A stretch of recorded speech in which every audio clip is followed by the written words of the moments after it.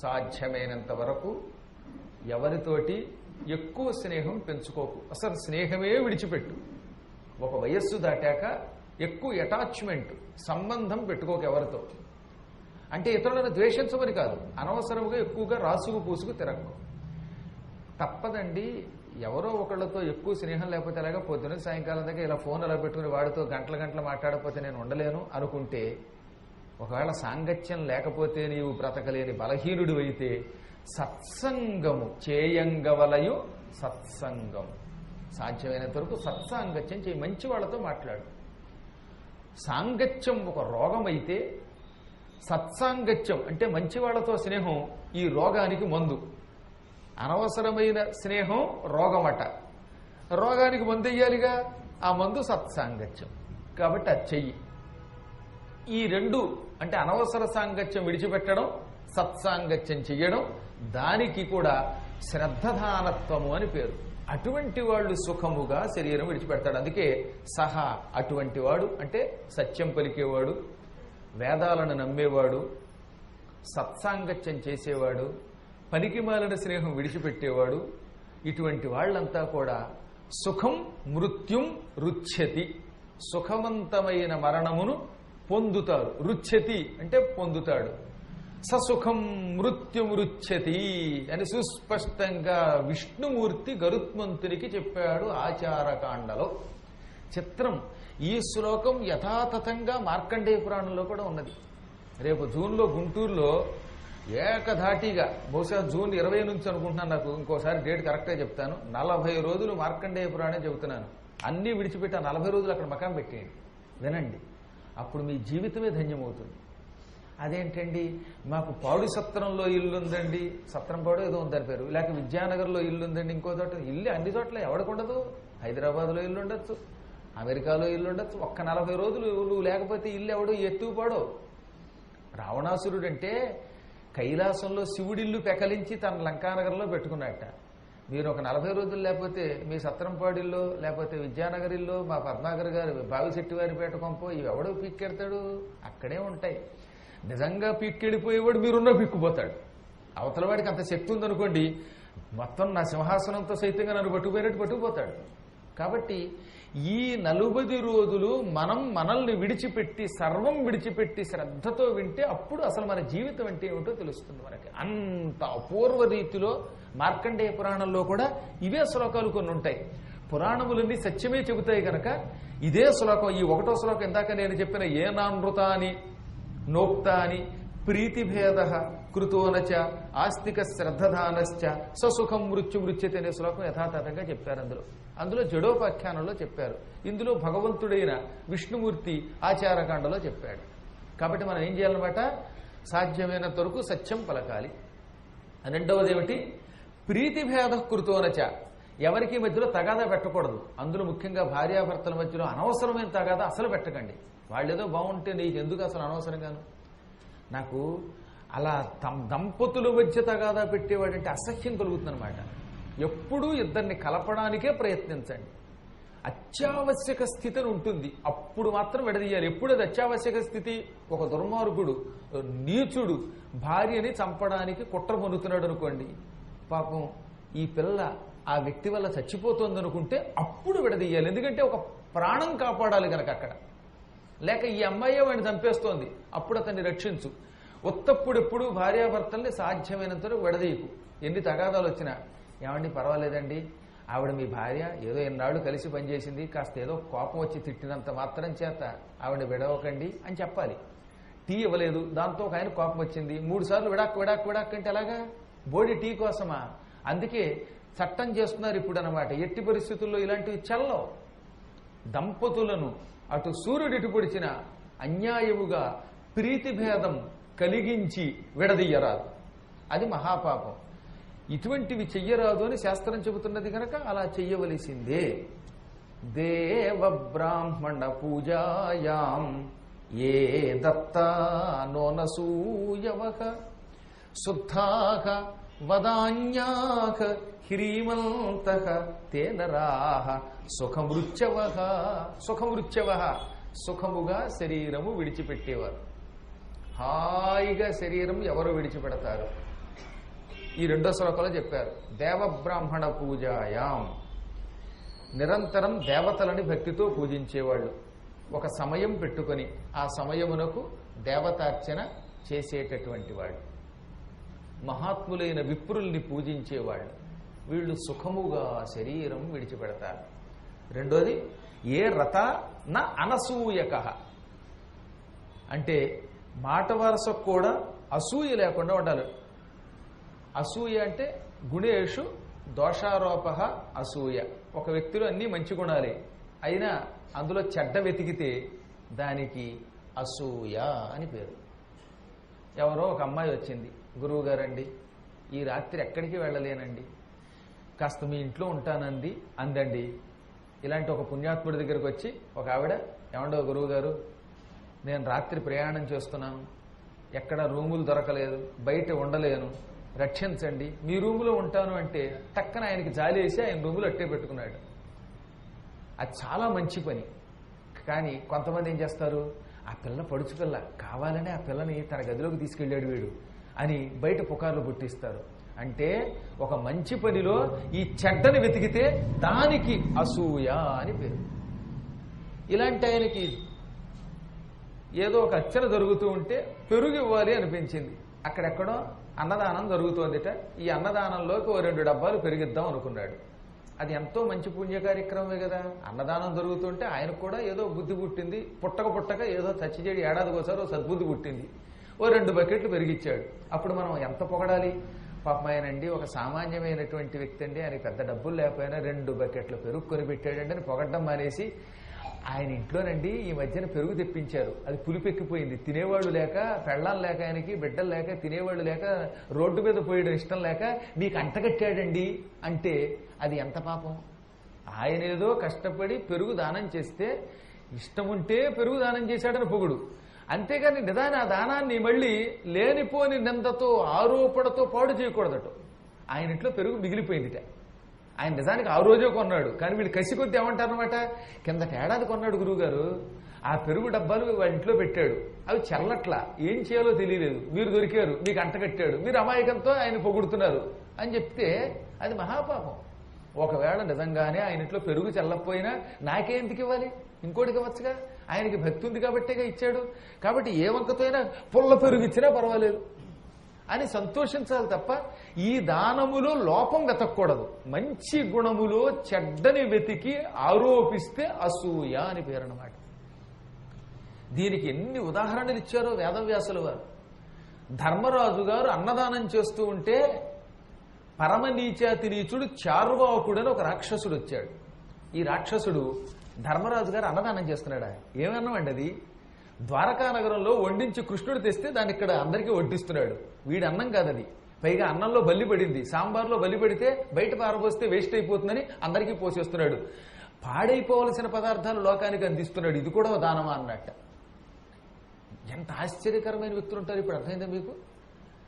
కష్టపడి లక్షల మందికి అన్నదానం చేస్తూ ఉంటే అంతది. ధర్మరాజు గారిని కూడా ఈ అన్నదానం ఆయన సొంతంగా చేయటంలా అక్కడ ఇక్కడ తీసుకొచ్చి ఎత్తుకొచ్చి పెడుతున్నాడని ఒకడో, లేకపోతే సాంబార్లో బల్లి పడిపోయింది, ఈ సాంబార్ బయట పారబోయడం ఇష్టం లేక ప్రజలకు పోసేస్తున్నాడు, వాళ్ళ ఇంట్లో తినడం మానేసి అని ఇంకొకడు. ఇలాంటి అభాండాలు వేసిన వాళ్ళు ఆ కాలంలో ఉన్నారు. వాడి పేరు చార్వాకుడు. చివరికి వాడు దుర్యోధనుడి మిత్రుడని తెలిసి బ్రాహ్మణులు కొళ్ళుమండి, దౌర్భాగ్యుడా ధర్మరాజును తిడతావట్రా హుం అన్నారు, దెబ్బకి తెచ్చాడు వాడు.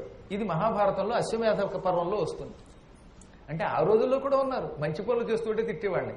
నానాయాతన పడి బాబా గుడి కడితే కట్టారులేండి బాబా గుడి, వాళ్ళు ఏమన్నా సొంత డబ్బులు ఎట్టి కట్టారా, చందాలతో కట్టారు నా బొంద అన్నాడు ఒకడు. పోనీ చందాలతో నువ్వు కట్టి చూద్దాం, నువ్వు కదలో, నువ్వు ఎక్కడికి వెళ్ళి ఏ పని చెయ్యవు, 10 మంది దగ్గరికి వెళ్ళి నానాయాతన పడి పోగేసి ఎక్కే గుమ్మం దిగే గుమ్మం వాడి చివాట్లు పెట్టచ్చు, అట్లు పెట్టచ్చు, వాటిని తట్టుకుని ఒక గుడి కట్టాలంటే ఎంత కష్టం, కట్టిన తర్వాత దాన్ని నిర్వహించాలంటే ఎంత కష్టం. ఇన్ని మంచి పనులు చేస్తున్న వాళ్ళని వాళ్ళ మొహం వాళ్ళు ఎక్కడ కట్టారు అని మనం అభాండం వేస్తే దానికి అసూయ అని పేరు. ఇలా లోకంలో మంచి పనులు ఎవరు చేసినా ఆ మంచి పనులు చేసేటటువంటి వాళ్ళని వేలెత్తి చూపించే వాళ్ళని అసూయాపరులు అంటారు. ఇది లేకుండా ఉండేవాళ్ళు అనసూయులు. ఇలా ఎవడు అసూయ లేకుండా ఉంటాడో, లేక అసూయ లేని వాళ్లతో ఎవడు స్నేహం చేస్తాడో వాడు సుఖంగా శరీరం విడిచిపెడతాడు. అంటే మీరంతా అసూయ లేని వాళ్ళని నా నమ్మకం. మరి అలా అంటే కానీ రేపు పొద్దున రారు మళ్ళీ మంచి పనులు చేస్తే మంచి పనులు చేశారనే చెప్తారు తప్ప పొరపాటును కూడా మంచిలో చెడ్డ వెతకని వాళ్ళు అనసూయకులు. అటువంటి అనసూయకులు సుఖంగా శరీరం విడిచిపెడతారు. ఈ అసూయ లేని అనసూయాపరులేని వ్యక్తులతో స్నేహం చేసేవాడు కూడా సుఖంగా విడిచిపెడతాట. ఏ రతాహ అన్నాడు. అందుకే ఇటువంటి వారి మీద అభిమానముతో వీళ్ళు పుణ్యాత్ములండి, వీళ్ళకి అసూయ లేదండి, ఎవరి మీద కేకలేయరండి, ఈయన ఎంత మంచివాడో సహనపరుడు, గురువు గారికి ఎవరైనా టిఫిన్ తెస్తే నువ్వెవడవా టిఫిన్ తేవడానికి అని వాడి మీద కేకలేని పుణ్యాత్ముడండి, ఇటువంటి పుణ్యాత్ముడితో స్నేహం చేస్తే మనం స్వర్గానికి వెళ్ళొచ్చండి అని భావించేవాళ్ళు కూడా స్వర్గానికి వెడతారట, సుఖంగా శరీరం విడిచిపెడతారట. అసూయ ఉండకూడదు, అసూయ లేని వాళ్లతోటి స్నేహం చెయ్యాలి. ఇటువంటి వాళ్ళకి సుఖమరణం వస్తుంది.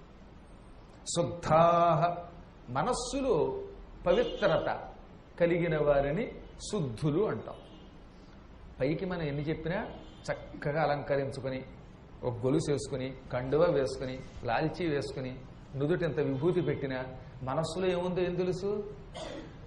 మనస్సు చాలా గొప్పది. పైకి నటిస్తుంది, లోపలున్న ఊహ బయటికి తెలియకుండా చేస్తుంది.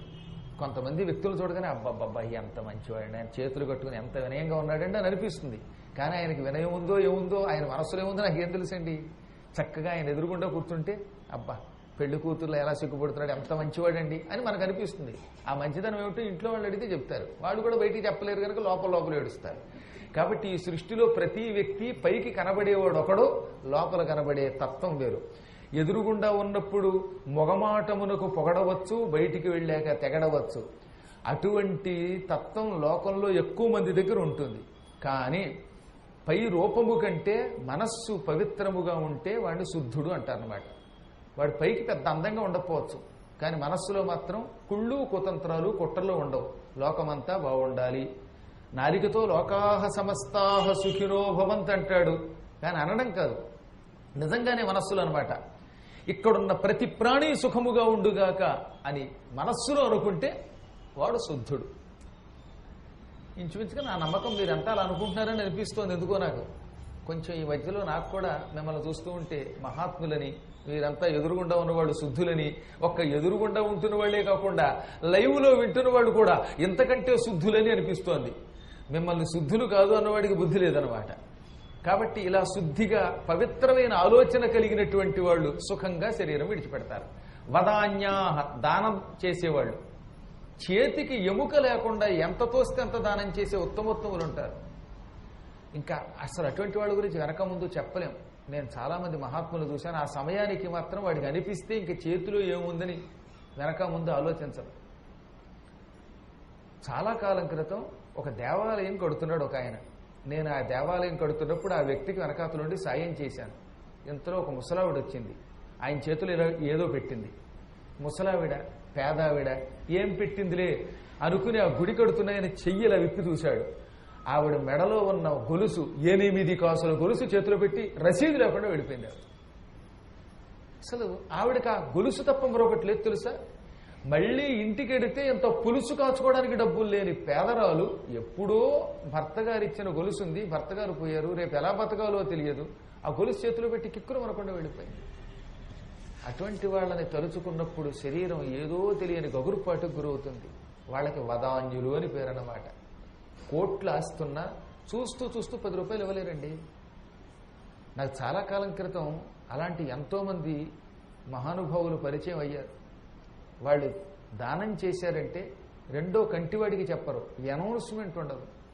అలాగే ఒక మహానుభావుడు ఉన్నాడు, నన్ను పిలిచి నా ద్వారా డబ్బులు వసూలు చేసి కార్యక్రమం చేసి ఆఖరిని ఒక కవర్ చేతిలో పెట్టాడు. చూస్తూ 116 రూపాయలు. మేము 3 వెళ్ళాం చచ్చి చెడి.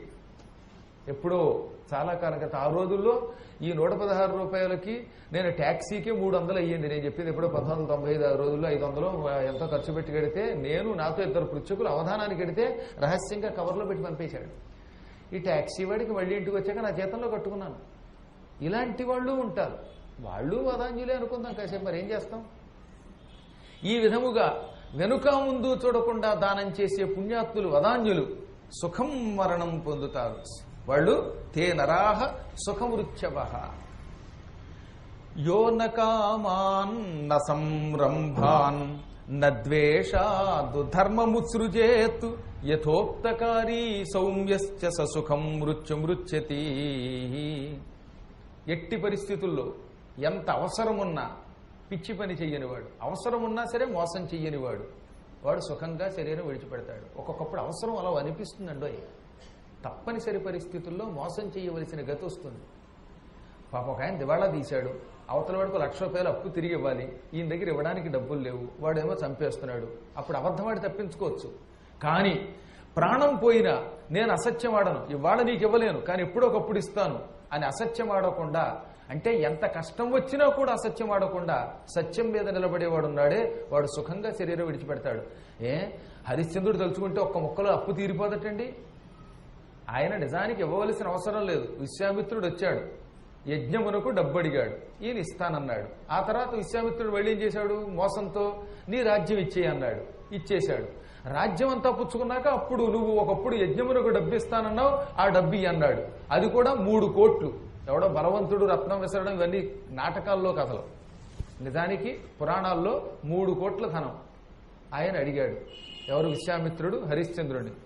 రాజ్యం ఉన్నప్పుడు 3 కోట్లు ఇస్తానన్నాడు ఆయన. ఇప్పుడు రాజ్యం లాక్కున్నాక పాత బాకీ 3 కోట్లు ఉందంటాడేమిటినా? పరీక్షించడానికి ఆ మాట అన్నాడు. అప్పుడు ఆయన ఇవ్వను అంటే రద్దు చేస్తానని కూడా అన్నాడు విశ్వామిత్రుడు. నువ్వు ఒక్క ముక్క అను, నేను నీకు ఇవ్వాల్సిన అవసరం లేదు, దెబ్బతో నేను ఈ వాకి వదిలేస్తానంటే నేను నీకు ఒకప్పుడు మాట ఇచ్చాను, అప్పుడు రాజ్యం ఉంటే ఇస్తాను లేకపోతే ఇస్తాను ఇలాంటి మాటలు మాట్లాడలేదు. నేను మాట అన్నాను, ఆ మాట మీద నిలబడతాను. ప్రాణం పోయినా అసత్యం ఆడను, నన్ను నేను అమ్ముకునైనా నా ప్రాణత్యాగం చేసైనా నీ అప్పు తీరుస్తాను అన్నాడు. ఈయన కాశీ వెళ్ళాడు. వెళ్ళగానే విశ్వనాథుడి దర్శనం చేసుకున్నాడు. అప్పుడైనా విశ్వనాథుడిని, విశ్వనాథ నేను విశ్వామిత్రుడు అప్పు తీర్చాలి, నాకు 3 కోట్లు కావాలి ఇమ్మని అడగల. అప్పుడు ఆయన అన్న మాట వింటే ఆహా, ఇలాంటి మహాత్ములు పుట్టిన దేశంలో మనం పుట్టామా అనిపిస్తుంది. నేను నిన్ను డబ్బు అడిగి ఆ డబ్బుతో అప్పు తీర్చను, అప్పు తీర్చడానికి కావలసిన సత్యం మీద నిలబడ్డానికి కావలసిన ధైర్యం నాకు ఇప్పించు అన్నాడు ఆయన. నిత్యము సత్యము నిర్మల ధర్మము, నిత్యము సత్యము నిర్మల ధర్మము, నెలకొల్పుట నీ విధి కాదా, జయ కాశీ విశ్వనాథ మమ్ము కాపాడుమా జగన్నాథ. ఎంతటి మహాత్ముడండి ఆయన. నేను నిత్యం సత్యం మీద నిలబడాలి, ధర్మం తప్పకూడదు, ఇది నీ బాధ్యత. సత్యం మీద ధర్మం మీద నా మనస్సు స్థిరంగా నిలబడేటట్టు నాకు వరమియ్యి, ఇది నేను కోరుకుంటున్నాను, నేను డబ్బు కోరనన్నాడు ఆయన. అందుకే ఈశ్వరుడు ఆయన నిత్యం సత్యం మీద నిలబడేటటువంటి స్థైర్యం ఇచ్చాడు, ధైర్యం ఇచ్చాడు, నిలబడ్డానికి కావలసినటువంటి అన్ని హంగులు ఇచ్చాడు. వెన్నుదన్నుగా నిలబడ్డాడు. ఆయన నిలబడ్డాడు, తను నమ్ముకున్నాడు, పెళ్ళాన్ని నమ్మాడు, పిల్లాన్ని నమ్మాడు. ఆ తర్వాత శరీరంతో స్వర్గానికి వెళ్ళాడు ఆయన. దీనికి ఏమని పేరు? సంరంభముతో అయినా అసత్యం ఆడకుండా ఉండుట. ఏదో ఒక సంరంభంతో, తొందరపాటులో, బాధలోంచి బయటపడడానికి తాత్కాలికంగా ఒక అబద్ధం ఆడి తప్పించుకోవచ్చు, కానీ తప్పించుకోలేదు ఆయన. అలా ఎవడైతే కోరిక వల్ల, సంరంభం వల్ల అసత్యమాడడో, ధర్మం విడిచిపెట్టడో, ద్వేషం వల్ల ధర్మం విడిచిపెట్టడో, వాడు భగవత్ సన్నిధానానికి వెడతాడు, సుఖంగా శరీరం విడిచిపెడతాడు. ఒక్కొక్కప్పుడు ద్వేషంతో అసత్యం ఆడచ్చు మనం. అవతల వాడి మీద కసి ఉంటే అబద్ధాలు ఆడతాం మనం. ఏం చేస్తాం? ఒక వ్యక్తికి పేరు వస్తుంది, వాడిని పడగొట్టాలి, ద్వేషం. ఆ ద్వేషంతో లేనిపోయిన అసత్యాలాడి పుకార్లు పుట్టించాలంటే పుట్టిన పెద్ద కష్టం ఉంది. మన కళ్ళ ముందు ఆ వ్యక్తికి అంతకంతకంతకి పేరు వచ్చేస్తుంది, వీడిని పడగొట్టాలంటే అబద్ధం ఆడాలి. అందుకని అబద్ధం ఆడేవాళ్ళు కొందరు ఉంటారు తెలిసిన. ఒక ఆయన ఉన్నాడు, ఆయనకి రాష్ట్రపతి అవార్డు వచ్చింది, ఆ అవార్డు మనకి రాలేదు, అందుకని కసి. అందుకని రేపటి నుంచి ఏం చేస్తారనమాట, ఆయన మీద ఎన్ని రకాల భాండాలు వేయాలో అన్ని వేస్తారు, అసత్యాలు ఆడతారు. దీనికి ఏమని పేరు? ద్వేషముతో అసత్యారోపణ. ఇలా ఎవడు చెయ్యడో వాడు సుఖంగా శరీరం విడిచిపెడతాడు. మనం తొందరపడి ద్వేషానికి లొంగకూడదు. యథోక్తకారి, ఉక్తకారి అంటే అన్నమాట మీద నిలబడేవాడు. యథా ఉక్తకారి, ఏమన్నాడో దాని మీద నిలబడాలి. ఒకసారి మాట ఇచ్చామంటే చివరిదాకా నిలబడవలసింది. ప్రాణం పోయిన మాట మాత్రం తప్పరాదు. సూనృతంబకాని సుడియదు నా జహ్వ, బొంకు లేదు నాకు. ఎవరు చెప్పారు? స్వయంగా బలిచక్రవర్తి చెప్పాడు. బలిచక్రవర్తిని 3 అడుగులు దానం ఇస్తానన్నావు, ఏది 2 అడుగులే ఇచ్చావు, 3వ అడుగేది అని అడిగితే మాట తిరగలేను నేను అన్నాడు ఆయన. మాట తిరుగలేరు మానధనులు. మానధనులు, జ్ఞానులు, మహాత్ములు, అభిమానమే ధనంగా కలిగిన వారు ఇచ్చిన మాట తప్పరు. ఎంతటి గొప్పవాడండి ఆయన. ఇచ్చిన మాట తప్పేశానని ఒక్క ముక్కంటే నీ రాజ్యం నీకు వస్తుందని గురువుగారు చెబుతున్నారు పక్కన. భగవంతుడు పరీక్షిస్తున్నాడు ఆయన్ని. అయినా ఆయన నిరయం వైనా నిబంధమైనా ధరణీ నిర్మూలనం వైన దుర్మరణం వైన కులాంతమైన నిజము రానిము కానిము పోహరుడైనన్ హరియైన నేరజభవుండు అభ్యాగతుండైననౌ తిరుగల్ నేరదు నాదు జిహ్వ వినువా ధీవర్య వేయేటిగా. నరకమునకు పోయిన, చెరసాల పాలైన, నా భూమి మొత్తం నాశనమైపోయిన, నాకు భయంకరమైన మరణం వచ్చిన, దుర్మరణం వచ్చిన, కులం నాశనమైపోయిన ఇచ్చిన మాట తప్పను. వచ్చిన వాడు విష్ణువైనా బ్రహ్మ అయినా శివుడైనా నేను ఇచ్చిన మాట తప్పను. ఒక్కసారి మాట అన్నాను, మాట మీదే నిలబడతాను, ఇంకా దానివల్ల వచ్చే కష్ట నష్టాలు నేను ఆలోచించను అన్నాడు. కాబట్టే బలిచక్రవర్తి రాబోయే కాలంలో ఇంద్ర పదవిని అధిరోహించబోతున్నాడు. కానీ మనం ఒక్కొక్కప్పుడు భయంతో, ద్వేషంతో ఇచ్చిన మాట నిలబెట్టుకోలేక తద్వారా అసత్యమాడి అందులోంచి బయటపడడానికి ఎన్నో పాప పనులు చేస్తున్నాం. ఒక చిన్న అసత్యంతో ఇల్లు సంపాదించిన, చిన్న అసత్యంతో ఉద్యోగం సంపాదించిన, చిన్న అసత్యంతో ధనం సంపాదించిన, ఇవి చివరి రోజుల్లో మనల్ని రక్షించవు. ఈ అసత్యం, ఈ భయంకరమైనటువంటి పాపము ఈ మనిషిని చివరి రోజుల్లో తీసుకుని తెచ్చేలా చేస్తుంది, ఘోర నరకానికి పంపుతుంది. అదే తాత్కాలిక సంపద కోసం, తాత్కాలిక సౌఖ్యం కోసం అసత్యం ఆడకుండా ఉంటే సుఖం మృత్యుమృత్యతి, సుఖంగా శరీరం విడిచిపెడతాడు. విడిచిపెట్టాక సుఖాలు పొందుతాడు. ఇప్పుడు చెప్పాడు గరుత్మంతునితో ఆయన, ఎవడు దుఃఖమరణం పొందుతాడు. సుగమం భగవన్నామ జిహ్వాచ వశవర్తిని, సుగమం భగవన్నామ జిహ్వాచ వశవర్తిని తథాపి నరకం యాంతి దిగ్దిగస్తు నరాధమాన్. భగవంతుడు నాలుక అనే ఒక వస్తువు మనకిచ్చాడు, ఓ అద్భుతమైన ముఖయంత్రం. ఈ యంత్రంలో నాలుకిచ్చాడు. నాలుక లేకపోతే ఎలాగో మనం మాట్లాడలేం. మోగవాడు కాదనుకుందాం. ఒక ఆయన ఎదురుగుండా కుర్రాడు ఉన్నాడు, వాడు మోగవాడు కాదు, వాడికి నాలుక ఇచ్చాడు. ఈ నాలుక వాడు చెప్పినట్టు వింటోంది, చక్కగా పలకగలదు. అప్పుడు నారాయణ, వాసుదేవ, పరంధామ అని పలకడానికి నీకేం రోగం? నీకు నాలుక ఇచ్చాడా? ఆ నాలుకతో హాయిగా మాట్లాడగలవా? మాట్లాడటం వచ్చినప్పుడు, నాలుక నీ వశంలో ఉన్నప్పుడు నిరంతరం హరి, నారాయణ, వాసుదేవ, పరంధామ అని పలుకు. ఇంత చక్కని నాలుగుండి, ఉపన్యాసం ఇచ్చే శక్తి ఉండి, నాలుక నీ వశంలో ఉండి నారాయణ స్మరణమాని పిచ్చివాగుడు వాగితే అటువంటి వాడు నరకం గ్యారంటీగా పొందుతాడు, దరిద్రపు మరణం పొందుతాడు. ఇప్పుడు కొన్ని పార్టీలు చేస్తున్న పని అదే, దరిద్రపు పార్టీలు అవి. ఎందుకు ఆ దరిద్రపు జెండాలు? రోజు జెండా బుచ్చుకు తిరిగి నా దేవుడు లేడు, దెయ్యం లేడు, గ్రహణం లేదు, సూర్యగ్రహణం లేదు, గోవులంటే పశువులు, ఈ పిచ్చవగుడు అయ్యే వాళ్ళంతా పశువులు. వీళ్ళకి నాలుక ఇచ్చాడు దేవుడు, ఏం లాభం? నాలుక అది చర్మంలా తయారైందనమాట.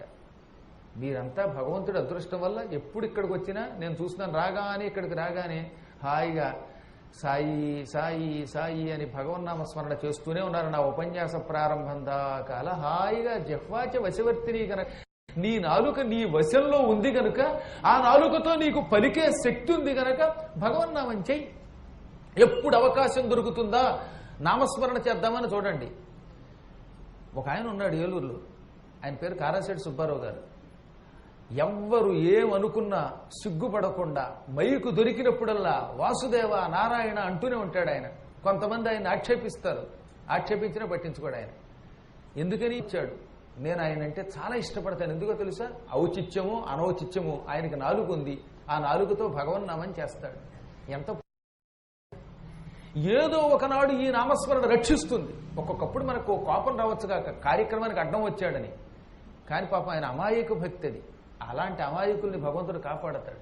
పేరు చెప్పినా ఆయన మీరు పొగుడుతున్నారు, వెంటేసుకొచ్చినారు అనుకున్నా నేనేమనుకోను.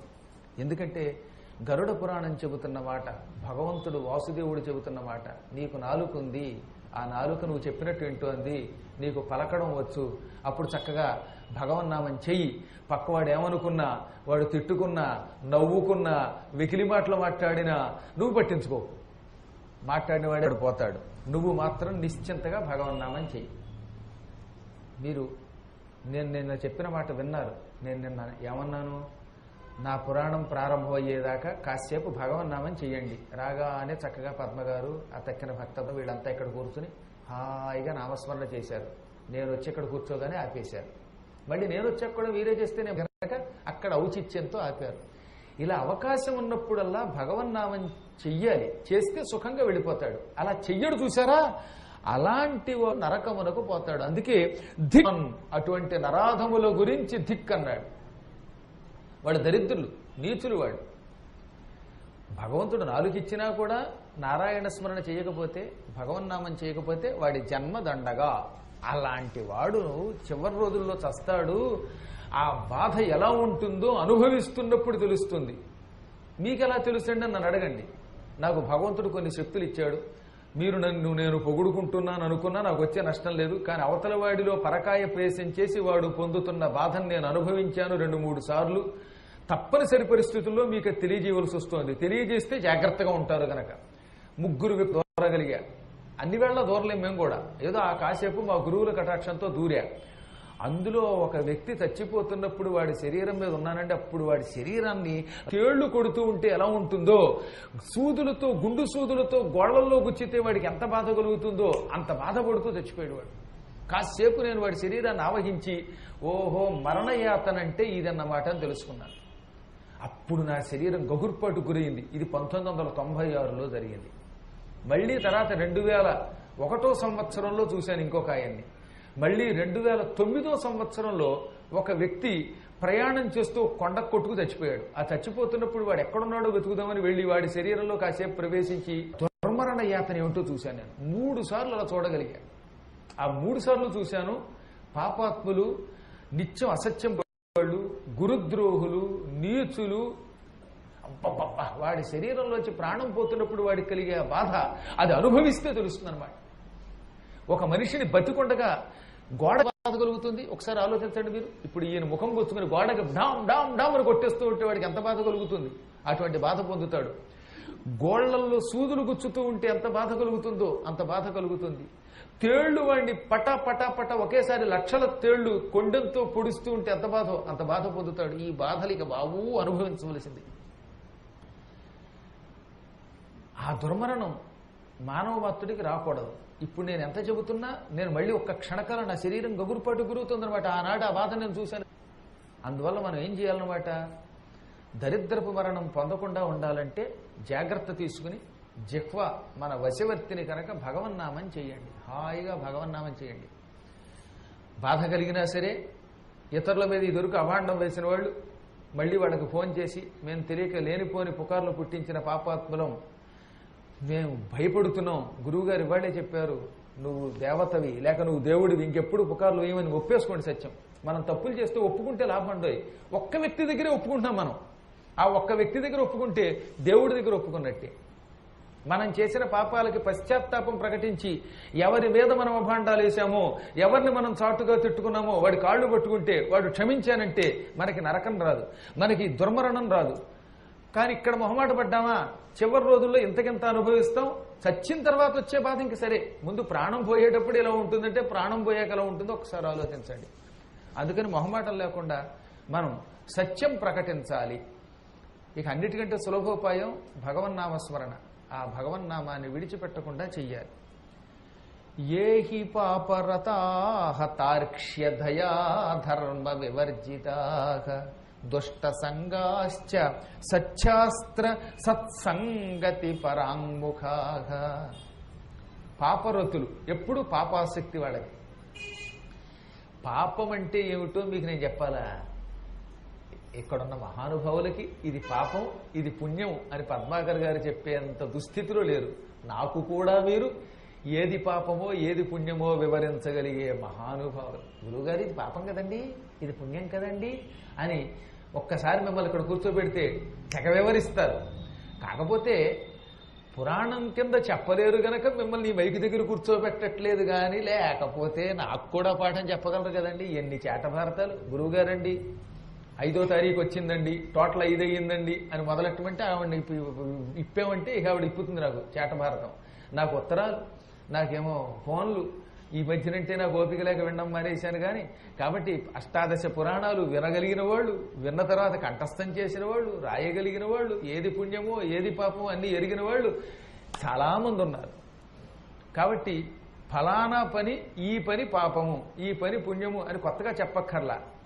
ఈ పాపములు నిరంతరం విడిచిపెట్టకుండా చేస్తే, వాటి మీదే ఆసక్తి కలిగితే వాళ్ళకి పాపరతులు అని పేరు అన్నమాట. ఇంకా పాపం మీదే కోరిక, పాపం మీదే కోరిక, వేరే కోరిక ఉండదు వాళ్ళకి. వద్దన్న ఆ పాపమే చేస్తారు.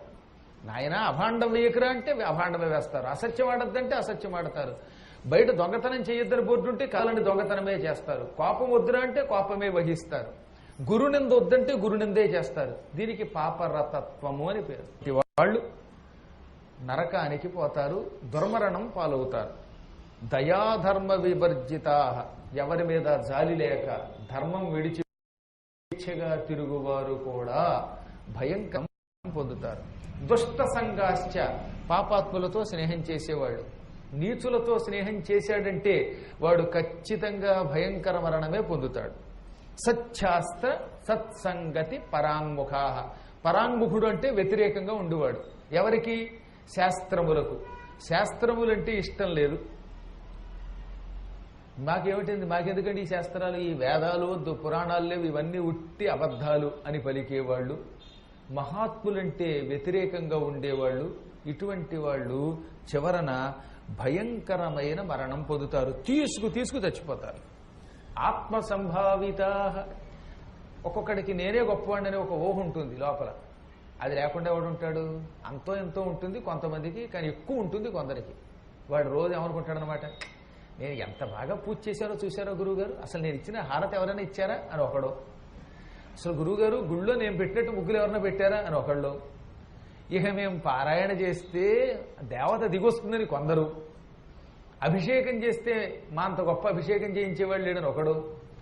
దాన ధర్మాల్లో నన్ను మించిన వాళ్ళు లేడండి అని ఒకడు. ఇలా రకరకాలుగా భావన ఉంటుంది. వీళ్ళందరికీ ఆత్మ సంభావితులు అంటే తమను తాము గొప్పవాళ్లుగా పొగుడుకునేవారు. ఎంతో కొంచెం ఉంటే పర్వాలేదు, కానీ అది ఎక్కువైతే ఆత్మ సంభావితులు అంటాం అనమాట. అంతో ఎంతో ప్రతివాడికి లోపల మేము గొప్పవాడు అని ఒక ఊహ ఉంటుందండో గ్యారంటీగా. మా ఇంటికి వస్తే గురువు గారికి నేను చేశానండి సేవ అని చెప్పుకోకుండా ఉండగలడు ఆయన.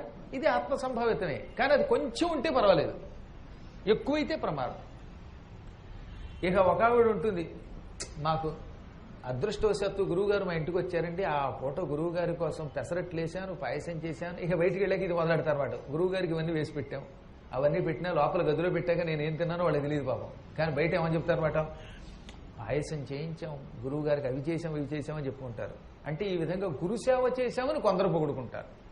మరికొంతమంది ప్రజోపకార కార్యక్రమాలలో మమ్మల్ని మించిన వాళ్ళు లేరని వాళ్ళు పొగుడుకుంటారు.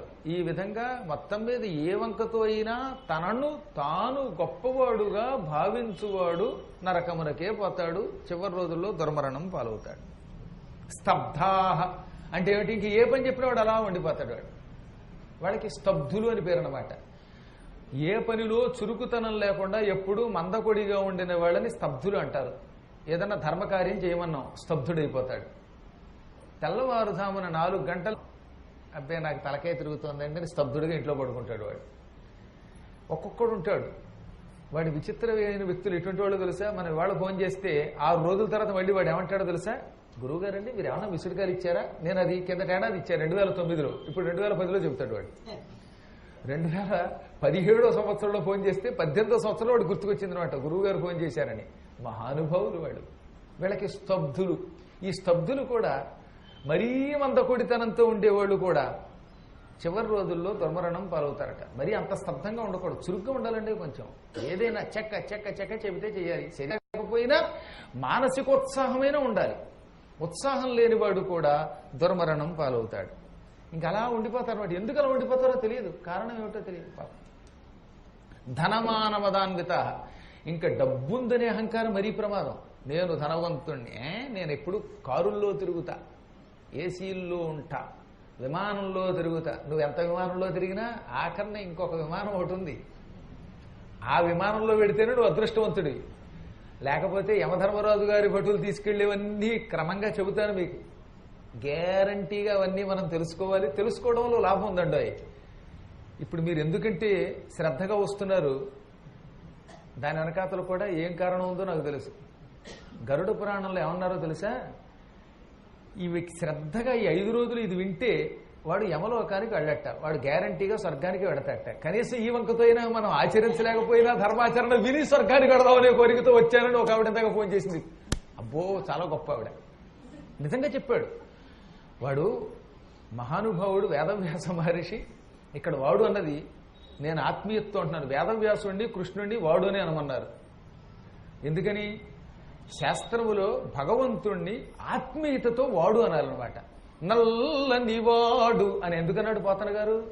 అదేంటండి దేవుణ్ణి వాడు అంటాడు, వేదవ్యాసుడిని వాడు వీడు అంటాడు ఏమిటంటే ఇది భక్తిలో ఒక మార్గం. భక్తి పరాకాష్ఠ కడితే వాడనే. పూర్వకాలంలో మన హీరోలు ఏమనేవారు? ఎంటివోడు, అక్కినేవాడు, నాగ్గాడు అని కూడా అనేవారు. తెలుసా మీకు? అక్కడ ద్వేషం కాదు, ఆయన మీద ఉన్న వ్యామోహం, ప్రేమ. భగవంతుడు కూడా అలా పలుకుంటోంది భక్తి. అందుకని భగవంతుడి తూ అంటారు తెలుసు కదా. తేరానాం, తేరానాం అని ఎవరిని అనాలి? సామాన్యుడిని, నీచుడిని అనాలి. కానీ భగవంతుడిని తేరానాం తేరానాం అని ఎందుకు అంటున్నాం అంటే భక్తి యొక్క పరాకాష్ఠ స్థితి. అందుకే వేదవ్యాసులు వారు ఇక్కడ ఏం చెప్పారు? నాయనలారా, ధర్మాచరణము చేయలేకపోయినా, దానవులు పెద్దగా చెయ్యలేకపోయినా, లేక ఏవో గుళ్ళోకి వెళ్ళలేకపోయినా, నామస్మరణ చేయలేకపోయినా, కనీసం గరుడ పురాణం శ్రద్ధాశక్తులతో విన్నవాడు కూడా దుర్మరణం కోరుకోకుండా సుఖంగా శరీరం విడిచిపెట్టి స్వర్గానికి పోతాట. ఇంకెంతకంటే అదృష్టం ఉందండి. ఇప్పుడు ఈ విద్యానగర్ బాబా గుడి వాళ్ళు మీకు ఇంత ఉపకారం చేస్తున్నారు. నన్ను ఈడ్చుకొచ్చి ఇక్కడ కూర్చోబెట్టి రోజు 2 గంటల ప్రవచనం ఎందుకు చెప్పిస్తున్నారంటే, కనీసం ఇన్ని ధర్మములు చేయలేకపోయినా ఒక్క రోజు 2 గంటల చొప్పున, రోజు 2 గంటల చొప్పున 5 రోజులు 5 రెళ్ళు 10 గంటలకు కేటాయిస్తున్నారు. అంతే కదా? మీరు 10 గంటలు పురాణ శ్రవణమును కేటాయిస్తే చివరి రోజుల్లో హాయిగా దర్జాగా హాయ్ పద్మాకర్ మేము వెళ్ళొస్తున్నాం అని నా కృతజ్ఞత చెప్పి దివ్య విమానంకి వెళ్ళిపోతారన్నమాట. ఈ 10 గంటలు వినరు కదా, వాళ్ళకి మంటలే మంటలు. వాళ్ళ ప్రాణం గిజగిజలాడిపోతూ ఉండగా ఈడ్చి బాధ యమకింకర్లు పట్టుకుపోతారు. కాబట్టి చివరి రోజుల్లో అయినా ఈ యాతం తప్పాలంటే మిగతా 3 రోజులు రండి. అందులో రేపు మీ అదృష్టం అమావాస్య, మార్గశీర్ష మాసం. మార్గశీర్ష మాసంలో అమావాస్య నాడు మధ్యాహ్న సమయం దాకా పురాణం వింటే, పురాణం విన్నాక హారతిని కళ్ళకద్దుకుంటే, అటువంటి వాడు మాట వరసకి కూడా యముని యొక్క ఘోర రూపం చూడడు. యముడి ఘోర రూపం చూడంటే యముడు పాపాత్ములకి భయంకరంగా కనపడతాడు. మీలాంటి పుణ్యాత్ములకి నాలా అందంగా ఆల్చి వేసుకుని కనపడతాడు. సౌమ్య రూపం ఉంటుంది యమునికి. యముడికి 2 రూపాలు తెలుసు కదా. ఒకటి నల్లని భయంకర రూపం, సౌమ్య రూపం, అందమైన రూపం. మీరుగా యముడు మీకు అందంగా దర్శనమిస్తాడు. ఇప్పుడు కష్టమా? After 100 years. అదే వినరు అనుకోండి, రేపు గంటలకి సీరియల్ చూడాలండి. ఇక సీరియల్ గా జన్మెత్తడం, ఈ జన్మలన్నింటిలోనూ యముడి యొక్క భయంకర రూపాన్ని చూడడం అనే కర్మకి వెళ్ళక తప్పదు. అందుకని వ్యాసుడు పరమోదారుడు. ఆయన మన కోసం మహోపకారం చేశాడు. నాయనలారా, గొప్ప ధర్మములు చేయలేకపోయినా, దానములు చేయలేకపోయినా, ఏవేవో పనులు చేయలేకపోయినా కనీసం గరుడ పురాణము శ్రద్ధతో పెద్దలు చెబుతూ ఉంటే వినండి. శ్రవణ మాత్రంతో తరిస్తారు. సుస్పష్టంగా కృతాదౌ బహవో ధర్మాః, కృతాదౌ బహవో ధర్మాః, కలౌ ధర్మస్తు కేవలం పురాణ శ్రవణాదన్యో విద్యతే నాపరో నృణాం. కృతయుగంలో మానవుడు తరించాలంటే, నరకానికి వెళ్లకుండా ఉత్తమ గతులకు వెళ్లాలంటే ఎన్నో ధర్మములు చేయవలసి వచ్చేది. యజ్ఞములు, దానములు, ధర్మములు ఇవన్నీ చేస్తేనే కృతయుగంలో తరించేవాడు. కానీ కలియుగంలో అన్ని పనులు చేయక్కర్లా. కలవు ధర్మస్తు, కేవలం కలియుగంలో ఒక్క ధర్మం చాలు. ఏమిటి? పురాణ శ్రవణం. కలియుగములో పురాణము వినడము కంటే మనిషికి వేరే ధర్మం లేదు. అది కూడా పెద్దలు, పండితులు, ప్రామాణికులు చెబుతున్నప్పుడు వినాలి. వాడి ఎవడు పడితే వాడు చెబితే అది ప్రయోజనం ఇవ్వదు. ప్రామాణిక శ్లోకములతో అంటే ఉన్నదున్నట్టుగా చెబుతున్నప్పుడు శ్రద్ధగా వింటే ఈ జన్మలో తరించి తీరుతాడు వాడు. అందుకని వ్యాసుడు సులభోపాయం ఇచ్చాడు. మొత్తం మీద మనిషి తనను తాను పొగుడుకోవడం కానీ, స్తబ్దుడై ఉండడం కానీ, డబ్బుందనే అహంకారంతో ఉండడం కానీ ఇలాంటి పనులు చేస్తే అటువంటి వాడు దుర్మరణం పాలవుతాడు. ఆసురం భావమాపన్న దైవీ సంపద్వివర్జిత. రాక్షస భావన కలిగి ఉంటే, క్రూరుడై ఉంటే వాడు నరకానికి పోతాడు. అసలు పూర్వం ఆదివారమో శనివారమో మాత్రమే టపటప మేకలు కోళ్లు లేచిపోయాయి. ఇప్పుడు అది ఇది లేదు. ఇదివరకు మా పీఠం పక్కన ఉన్నటువంటి పందుల వాళ్ళు కేవలం శనివారమే పందులు పట్టుకునేవారు. ఇప్పుడు 365 రోజులు టపటప టపటప తాడట్టుకొస్తాడు. చక్కగా మా పక్కనే వరాహ అవతారాలు ఢామ్ అని పట్టేస్తాడు. అది బాబోయ్ గుర్రు గుర్రు అని అరిచి అరిచి గీ పెడుతుంటే మూతి కట్టేసి బతికొండగానే దాన్ని కాల్చేస్తాడు, దాన్ని గీకేస్తాడు, పట్టకా పట్టకా కొట్టేస్తాడు, అమ్మేస్తాడు. అంటే హింస ఎక్కువైపోయింది. ఇవన్నీ ఆసుర లక్షణాలు, క్రూరత్వం. మన కళ్ళ ముందు ఒక జీవిని అది బాబోయ్ బాబోయ్ అని ఏడుస్తుంటే మన ప్రాణం లాంటిదే కదా, దాని ప్రాణం కూడా మనకి దెబ్బ తగిలితే ఎంత బాధో దానికి అంతే బాధ కదండి పాపం. అంతలాగా గిర్రు అని కోసిపారేయటమేనా? బతికొండగా చేపని బండరాయి మీద గర్ర గర్ర నరగదీసేయటమేనా? అది ఎంత గిలగల్లాడిపోతుంది. కర్మగాలి తప్పనిసరి పరిస్థితుల్లో తినాల్సి వస్తే ఒక్క దెబ్బకన్నా చంపాలి కనీసం. అంతసేపు దాన్ని పీడించి పీడించి క్రూరుడై చంపేస్తే ఎలాగా? ఒకసారి గుబ్బలమంగమ్మ గుడి దగ్గరికి వెడితే కొంచెం అది మళ్ళీ పక్కన ఫోన్లో మాట్లాడుతున్నాడు. అది టప్ప టప్ప టప్ప కొట్టుకుని యాత్ర పడిపోతుంటే పోనీ ఒక్క దెబ్బ కొయ్యొచ్చు కదా. నీచాతి నీచమైన కృత్యాలు ఇవన్నీ దయలేని లక్షణాలు. అందుకే వాళ్ళని ఆసురం రాక్షస కృత్యములు చేసే ఇలాంటి హింసాపరులు దుర్మరణం పాలవుతాడు. వీడు ఇక్కడ ఎన్ని పనులు చేశాడో అంతకంత అనుభవిస్తాడు. వాడు అలాగే కొట్టుకుని కొట్టుకుని కొట్టుకుని మూతి పక్కకి పెరాలసిస్ వచ్చి మాట్లాడడం లేక నోట్లోంచి లాలాజలం కారుతూ ఉండగా, అన్నం పెట్టేవాళ్ళు లేక, పెళ్ళాం బిడ్డలు పట్టించుకోకపోతే ఏడిచేస్తాడనమాట. దైవీ సంపద్వివర్జిత. సాధ్యమైనంత వరకు దైవ కథలు వినాలి, దైవ సంపద పొందాలి. ఈ దేవతలని విసర్జించిన వాళ్ళు, గుళ్ళని తిట్టేవాళ్ళు, గుళ్ళు గోపురాలు కూల్చేవాళ్ళు, ఆలయాలకి సంబంధించిన సొమ్ముని కైంకర్యం చేసేవాళ్ళు, వీళ్ళంతా చివరి రోజుల్లో దుర్మరణం పాలైపోవలసింది. అసలు మాట వరుసకు కూడా దేవతలకు ఇచ్చిన సొమ్ము, విప్రులకు ఇచ్చిన సొమ్ము వెనక్కి తీసుకోకూడదని శాస్త్రం చెబుతున్నది.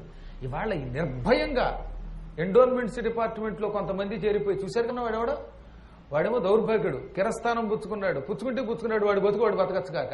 కానీ మన ఆలయంలో ఏమో చేరాడు కమిషనర్లుగా.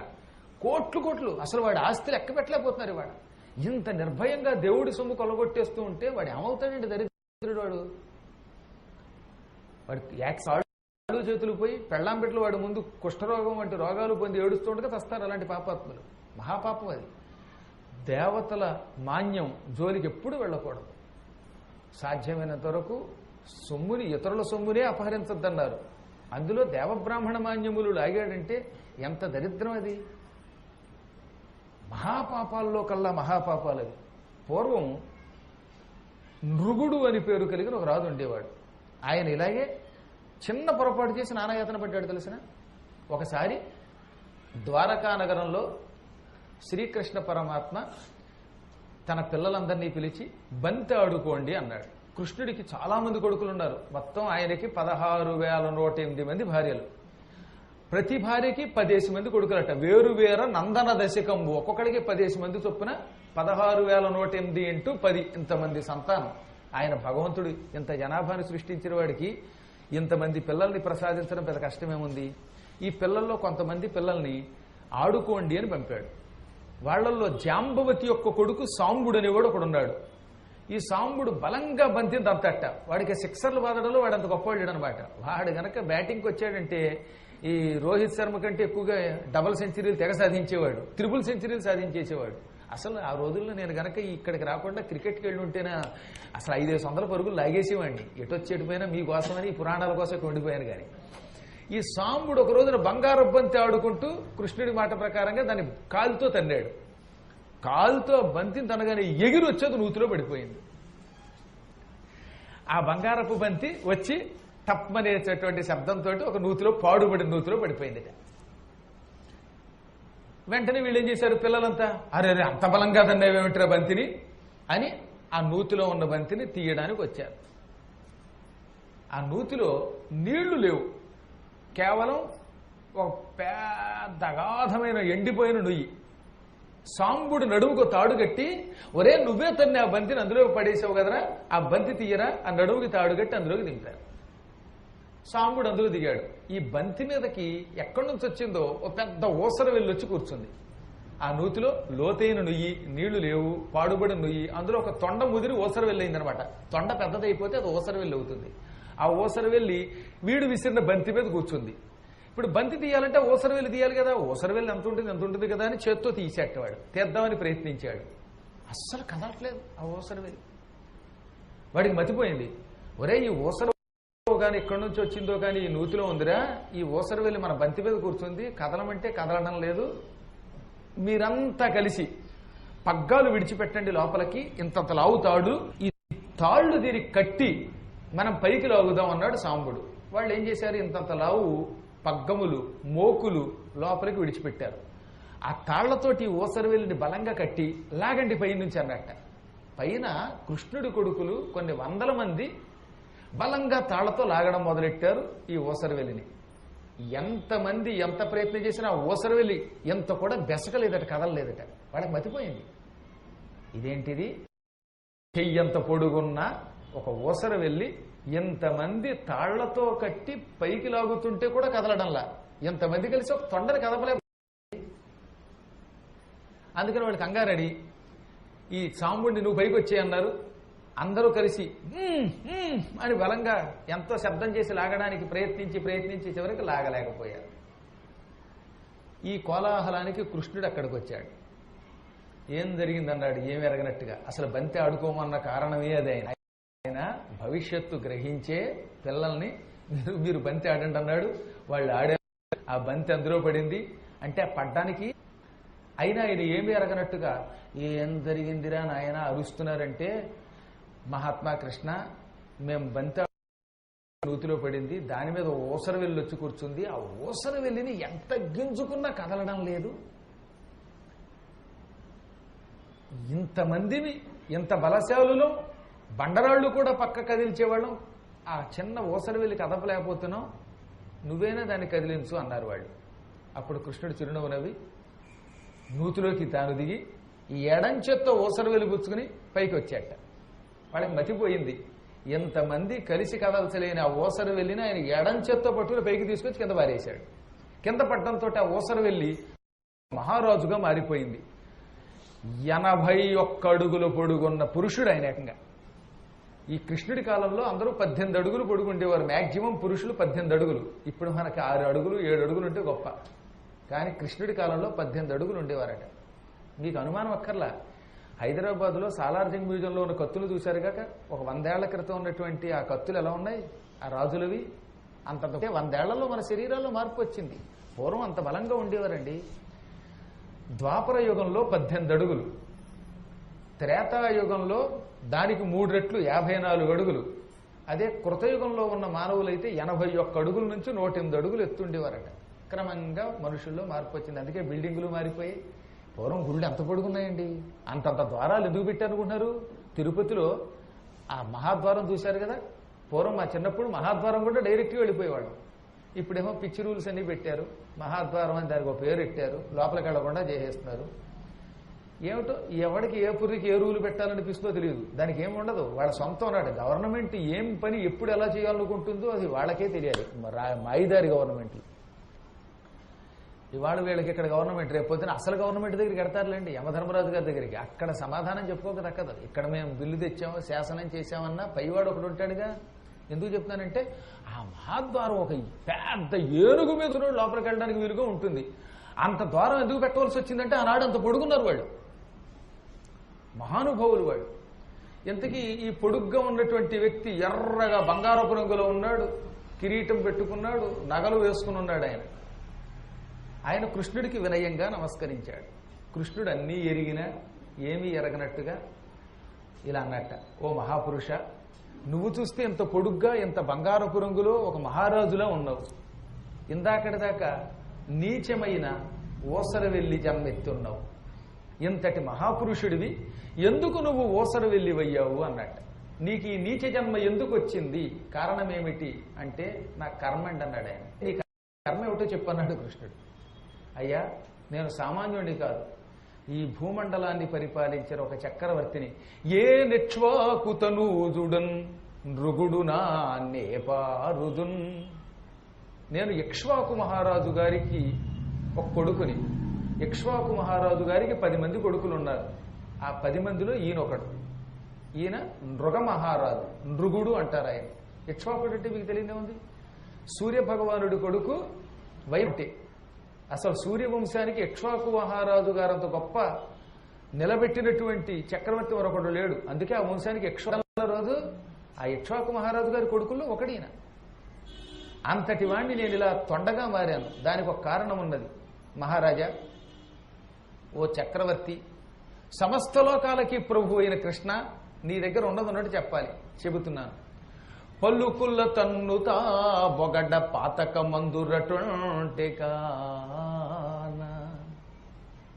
ఇప్పుడు నేను తప్పనిసరి పరిస్థితుల్లో నన్ను నేను పొగుడుకోవాల్సి వస్తోంది. ఎందుకంటే నన్ను నేను పొగుడుకుంటే గానీ నా కథ నీకు తెలియదు కనుక. తప్పనిసరి పరిస్థితుల్లో ఆత్మస్తుతి చేసుకోవచ్చుటండి. ఇప్పుడు నేను ఉద్యోగానికి వెళ్ళాలనుకోండి, అప్పుడు నన్ను నేను పొగుడుకోకూడదండి, నేను ఒట్టి చవటనండి అనొచ్చా అంటే ఉద్యోగం ఇస్తారా? అప్పుడు నేను చచ్చినట్టు నేను ఎంఏ గోల్డ్ మెడలిస్ట్ని, పిహెచ్డీ చేశాను, నాకెంత సర్వీస్ ఉంది, నేను పండితుడిని అని రాస్తే నాకు ఉద్యోగం ఇస్తారు. కానీ నేనండి అబ్బే చవటనండి, ఎంఏ పాస్ అవ్వలేదండి అంటే నన్ను ఎవడు తీసుకుంటాడండి ఉద్యోగంలోకి? చచ్చినట్టు అక్కడ ఉద్యోగంలోకి వెళ్ళాలి. ఉద్యోగంలోకి వెళ్ళేటప్పుడు ఎవడైనా సరే అంతే. ఇప్పుడు సారథి గారు, పార్థసారథి గారు అప్లికేషన్ పెట్టేటప్పుడు నేను చక్కగా డిగ్రీ ఫస్ట్ క్లాసులో పాస్ అయ్యా, టైపిస్ట్ని, నాకింత సర్వీస్ ఉంది, నేను దేనికైనా ఆన్సర్ ఇస్తాను అన్నారు కాబట్టి ఆయనకు ఉద్యోగం ఇచ్చారు. లేకపోతే ఏముంది, ఇంట్లో కూర్చోవాయి రిక్షా ఇస్తామంట, రిక్షా కూడా ఇవ్వకపోవచ్చు. కాబట్టి తప్పనిసరి పరిస్థితుల్లో మనల్ని మనం పొగుడుకోవాలి. ఎప్పుడు ఉద్యోగాలకు వెళ్ళినప్పుడు, ఆత్మకథ చెప్పుకుంటున్నప్పుడు. ఆత్మకథ చెప్పుకుంటున్నప్పుడు చెప్పుకోకపోతే ఎలా మరి? బయోడేటా ఇవ్వాల్సిందే. పాపం ఇవాళ మొన్న ఎవరు నన్ను పద్మశ్రీ అని పిలిచేశారు. నాకు నవ్వు వచ్చేసింది అనమాట. బ్రహ్మశ్రీ అంటారు, పాపం ఆయన ఆనందంలో పద్మశ్రీ అన్నారు. పద్మశ్రీ సెంట్రల్ గవర్నమెంట్ అవార్డు ఇవ్వాలి, ఎవడు పడితే వాడు ఇస్తే కేసు, ఏదో భయపరపాటు అనమాట. కానీ ఆయన అన్నారంటే పద్మశ్రీ వస్తుందేమో నాకు కూడా ఆశ కలిగింది ఒక క్షణకాలం, ఏమొస్తుందో అని.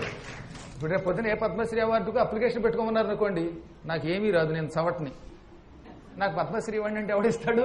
అప్పుడు ఈ బయోడేటా అంతా చెప్పుకోవాలి, ఆత్మస్తుతి చేసుకోవాలి. అప్పుడు పరనింద అనవసరం, కానీ ఆత్మస్తుతి కొన్ని సందర్భాల్లో చేసుకోవాలి. అందుకే ఈయన ఏమన్నాడు, పలుకుల్ల తన్నుతా పొగడ పాతక మందురటుండే.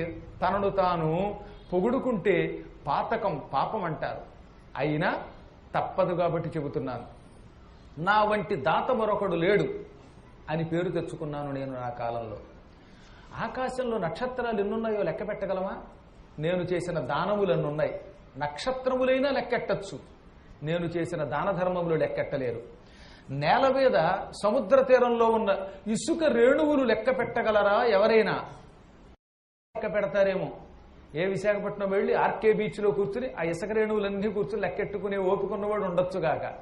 కానీ నేను ఒక్కొక్కప్పుడు తెల్లవారుజామున మంచు బిందువులు బిందువులుగా పడతాయి. మంచు బిందువులు, బర్ఫ్ డ్రాప్స్ అవి. ఆ మంచు బొట్లైనా లెక్కెట్టచ్చేమో, నేను చేసిన దాన ధర్మములు లెక్కట్లేరు. అంటే అంత దాన ధర్మాలు చేసిన వాడిని నేను రోజు వేలు వేలు లక్షలు లక్షలు గోవులు తీసుకొచ్చి ఒక స్థలంలో పెట్టి వచ్చిన వాళ్ళకి వచ్చినట్టుగా బ్రాహ్మణోత్తములకి, పేదవాళ్ళకి, ఆడవాళ్ళకి, చిన్నపిల్లలకి దానం చేశాను. నేను గోదానం అంటే ఇష్టపడేవాడిని. లెక్క లేకుండా గోవులు దానం చేశాను. నేను గోదానం చేసేటప్పుడు చాలా జాగ్రత్త పడేవాడిని. ఒక ఆవు దానం చేసేటప్పుడు దాని మీద ముద్ర వేసి ఇది దానం చేసేశాను అని చెప్పిచ్చేసేవాడిని. కానీ ఒక్క పొరపాటు జరిగిందిట. ఓసారి ఆయనకి ఏం జరిగింది పాపం, కర్మయోగం వల్ల ఒక పండితుడిని, ఓ బ్రాహ్మణ్ణి పిలిచి ఆయనకు ఒక గోవు దానం చేశాడు. దానికి వీపు మీద ముద్ర వేయడం మర్చిపోయాడు. ఈ గోవు కొంచెం పెంకి గోవు. ఈయన ఆ గోదానం పుచ్చుకున్నవాడు దాన్ని ఇంటికి తీసుకెళ్లి దొడ్లో స్తంభానికి కట్టాడు. ఈ గోవు కట్టు తెంచుకుని మళ్ళీ రాజుగారి మందలో కలిసిపోయింది. రాజుగారు చూసుకోలేదు. మర్నాడు ఈ గోవునే మళ్ళీ ఇంకొక ఆయనకి ఇచ్చాడు. ఈసారి భరత్ కుమార్ గారికి ఇచ్చేశాడు. ఈ రెండో ఆయనకు కొంచెం తెక్కెక్కువ. ఈ పుచ్చుకున్న ఆయన కొంచెం కోపం. ఈ కోపిష్ట ఆయన ఈ గోవుని తీసుకెడుతూ ఉండగా ఈ ముందు ఆయన నిన్న దానం పుచ్చుకున్నవాడు ఉంటాడుగా, రాజుగారు బంగారం లాంటి గోవు ఇచ్చాడండి దక్షిణతో, నా గోవు ఎక్కడికి వెళ్ళిపోయింది, ఏమండోయి నా గోవు మీ దగ్గరకు వచ్చిందా మీ దగ్గరకు వచ్చిందా అని అందరిని అడుగుతూ వచ్చాట. కర్మ కానీ ఈయన దగ్గరికి రాగానే ఈయన దగ్గర గోవు కనపడింది. దాంతో ఈయన గొళ్ళు, ఏమయ్య అసలు ఈ బుర్ర ఉందా లేదా, ఇది నా గోవు, రాజు పిలిచి నా కాళ్ళు కడిగి ఈ గోవు దానం చేశారు, నువ్వు ఎత్తుకుపోతావా అన్నట్ట. దాంతో అసలు ఈయనకి బీపీ, పళ్ళు వండిపోయి పళ్ళు పటపట కొరికి, ఎవడవరా నువ్వు, నేను నీ గోవును ఎత్తుకుపోయానంటావా, నేను గంట క్రితం రాజుగారు నా కాళ్ళు కడిగి తోక చేతిలో పెట్టి వాడేవాడవడానికి ఈ గోవు నాదన్నాడు ఈయన, కాదు నాదన్నాడు ఈయన. ఇంకా అక్కడి నుంచి ఇద్దరికి ఒళ్ళు పడిపోయింది. తోసంటహ ఇక ఇక్కడి నుంచి డిక్షనరీలో మొదలెట్టారు. ఇక తిట్లు కోపం వస్తే ఎంత ఉంటాయో తెలిసిన, కోపిష్టాలు ఏదైనా చేస్తారు. కోపిష్టాలు బ్యానర్లు పెట్టారంటే అసలు మనకి ఎన్ని బిరుదులు ఇవ్వాలో వాళ్ళు ఇచ్చినట్టు ఎవరు ఇవ్వలేరు. ద్వేషి, వాడు ద్రోహి, అసలు మన ఫోటోలు వాడు ప్రదర్శించినట్టుగా మన ఇంట్లో కూడా అంత గొప్ప ఫోటోలు ఉండవు అనమాట. అసలు ఆ ఫోటోలు తెచ్చుకోవాలనిపిస్తుంది అనమాట.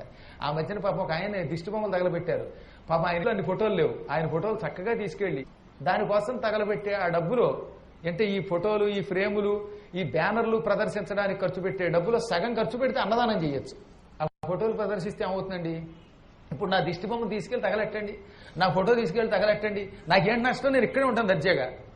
మీరు బయటికి 1,00,000 తిట్టుకున్నా లేకపోతే 1,00,000 ఫోటో పెట్టినా ఇంకా నాకు లాభం తెలిసినా, ఈ రోజు నుంచి మీరు ఒకటి గుర్తుపెట్టుకోండి, ఎవడన్నా మీ ఫోటో తగలబెడితే మీకు జాతకం మారిపోతుంది, ఆరోగ్య జాతకం తయారవుతుంది, యోగం పడుతుంది. మిమ్మల్ని ఎవరన్నా తిట్టుకోవడం మొదలు పెట్టడం వల్ల ఎంత లాభం, తిట్టేవాడు మీ పాపాలు పడు.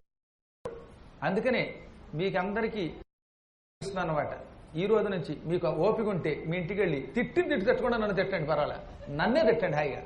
ఎందుకంటే ఇంకా నాకు కూడా అనుమానం, లోపల ఒకటో రెండో పాపాలు ఏమైనా మిగిలేమోనని.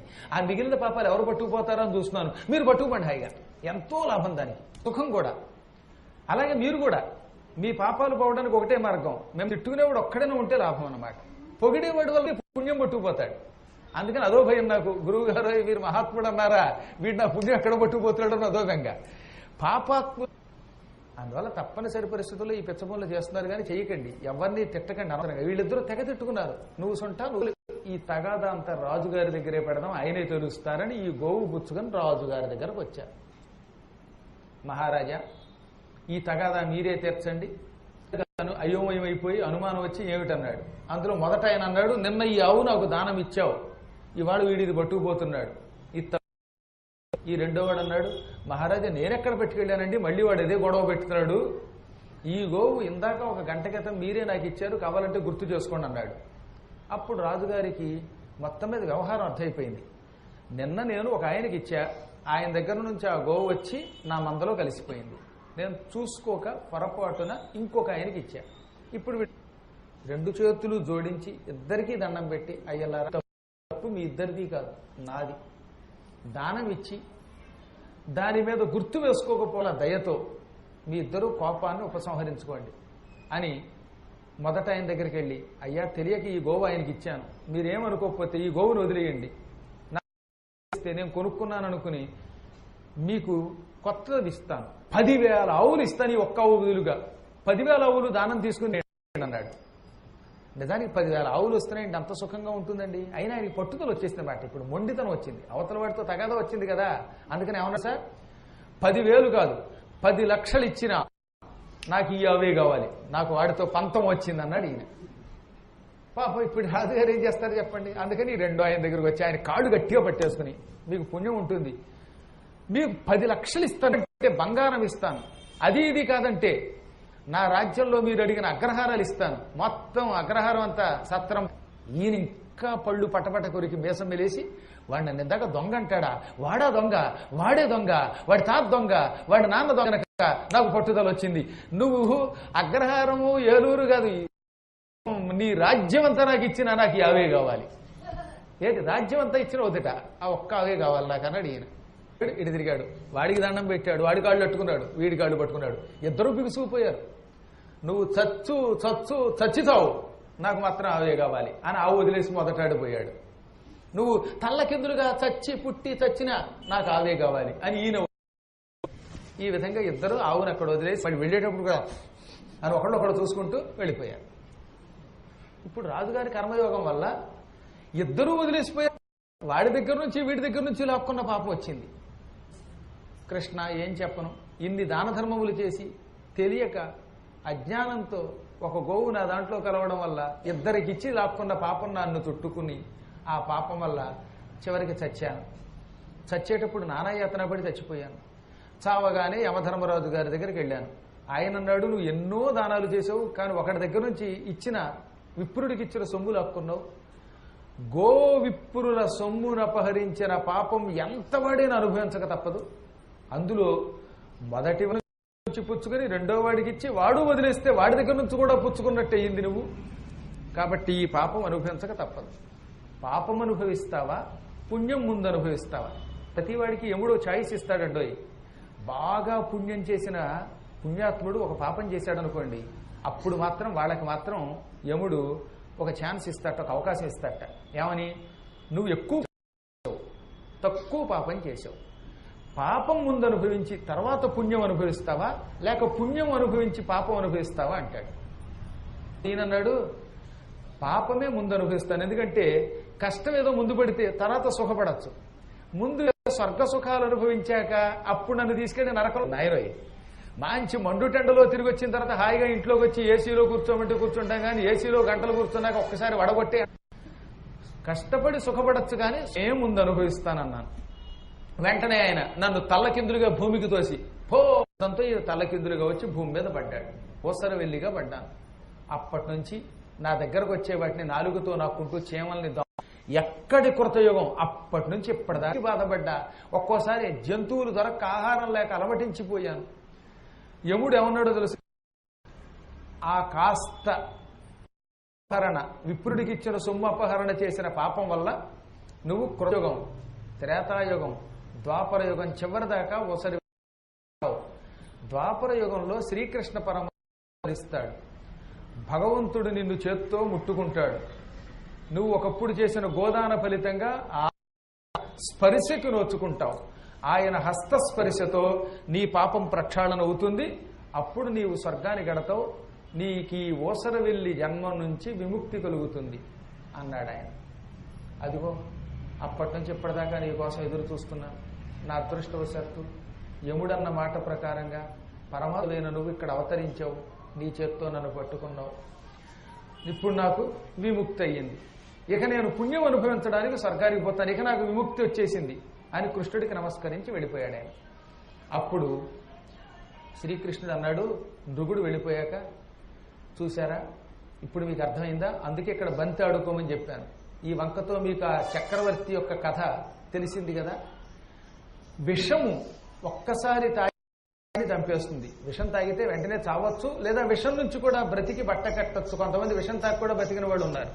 కానీ విప్రధనం, గోవుల ధనం, దేవతల ధనం ఇవి అపహరిస్తే ఇలాగే నశించిపోతారు. అంతటి పుణ్యాత్ముడు తెలియక ఓ బ్రాహ్మడికి ఇచ్చిన సొమ్ము వెనక్కి లాక్కుంటూ ఇంత కష్టపడ్డాడంటే కావాలని అపహరిస్తే వాడేమవుతాడో ఆలోచించండి. కాబట్టి మాట వరసకు కూడా దేవతల సొమ్ము కేసి వెళ్ళకండి. విషము విషము, బ్రహ్మస్వొంబు విషము చెప్పుమా అంటాడు భాగవతంలో. విషం కంటే ఇది మరీ ప్రమాదం, తరతరాలను నాశనం చేస్తుంది అని కృష్ణుడు అంతటి వాడు చెప్పాడు. అదే ఇప్పుడు ఈ గరుడ పురాణంలో దైవీ సంపద్వివర్జితా, దేవతల సంపదలని మాట వరసకి కూడా స్వీకరించరాదు. ఎవడు దేవతల భావాన్ని, అంటే రెండు అర్థాలు ఇక్కడ, దేవతల సొమ్ముని అపహరించి అనుభవించేవాడని ఒక అర్థం, దైవీ సంపద అంటే దేవ లక్షణములను ఎవడు విసర్జిస్తాడో, రాక్షస లక్షణములు ధరిస్తాడో అటువంటి వాడు నశిస్తాడని ఒక అర్థం. కాబట్టి రాక్షస భావం పొందకూడదు, దేవభావం పోకూడదు, దేవతల సంపదలని మాట వరసకు కూడా స్వీకరించకూడదు.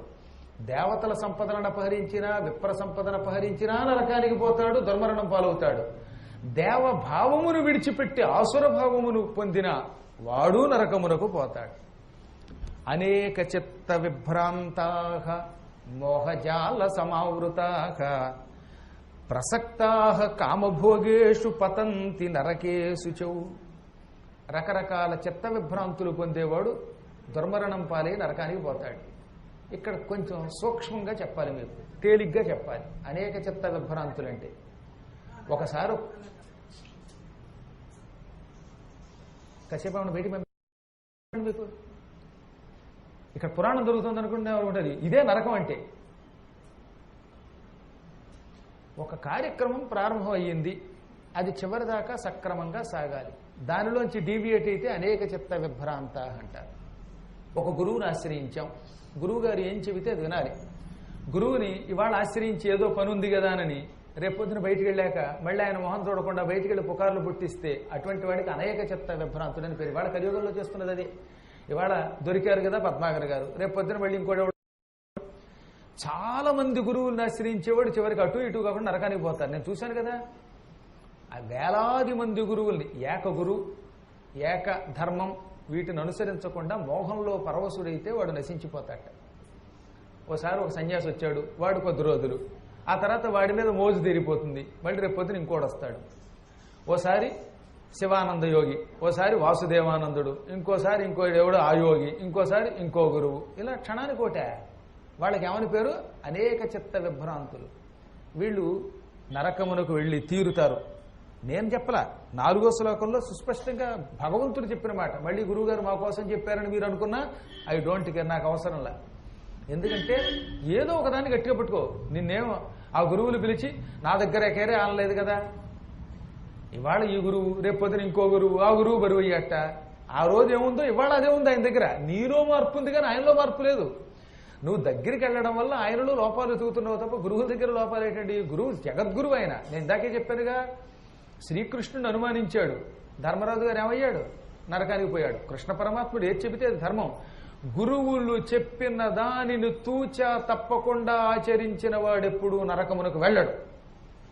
ఒకవేళ మీకు అనుమానం ఉంటే గరుడ పురాణం రేపు ఇక్కడికి తీసుకొచ్చి వరసగా అందులో 3 అధ్యాయాలు చూపిస్తాను. 3 అదే చెప్పాడు.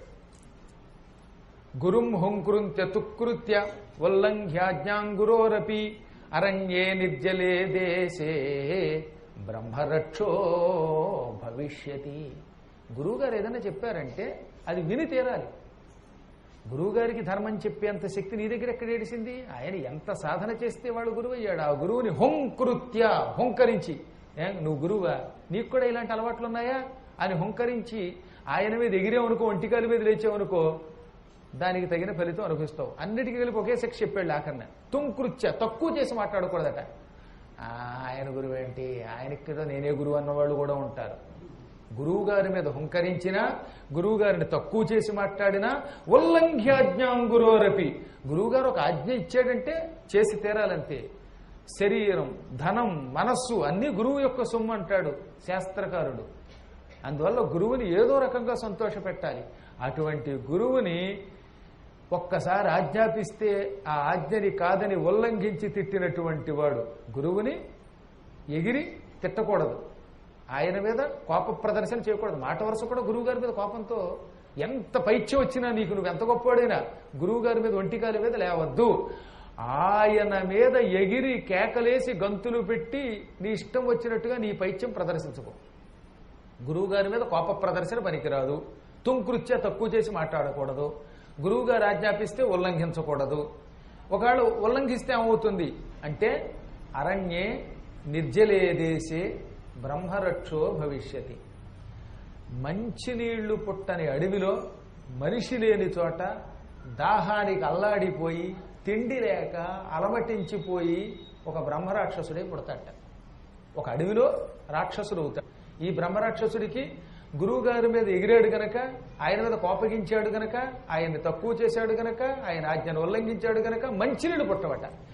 మంచినీళ్ళు బాబోయ్ బాబోయ్ అని అలమటించిపోతూ, ఆకలి ఆకలి అని అల్లాడిపోతూ, ఎవడో నీళ్లు ఇచ్చేవాడు లేక, అన్నం పెట్టేవాడు లేక, చావురాక రాక్షసుడై 1000 సంవత్సరాలు అలమటించిపోతాడు.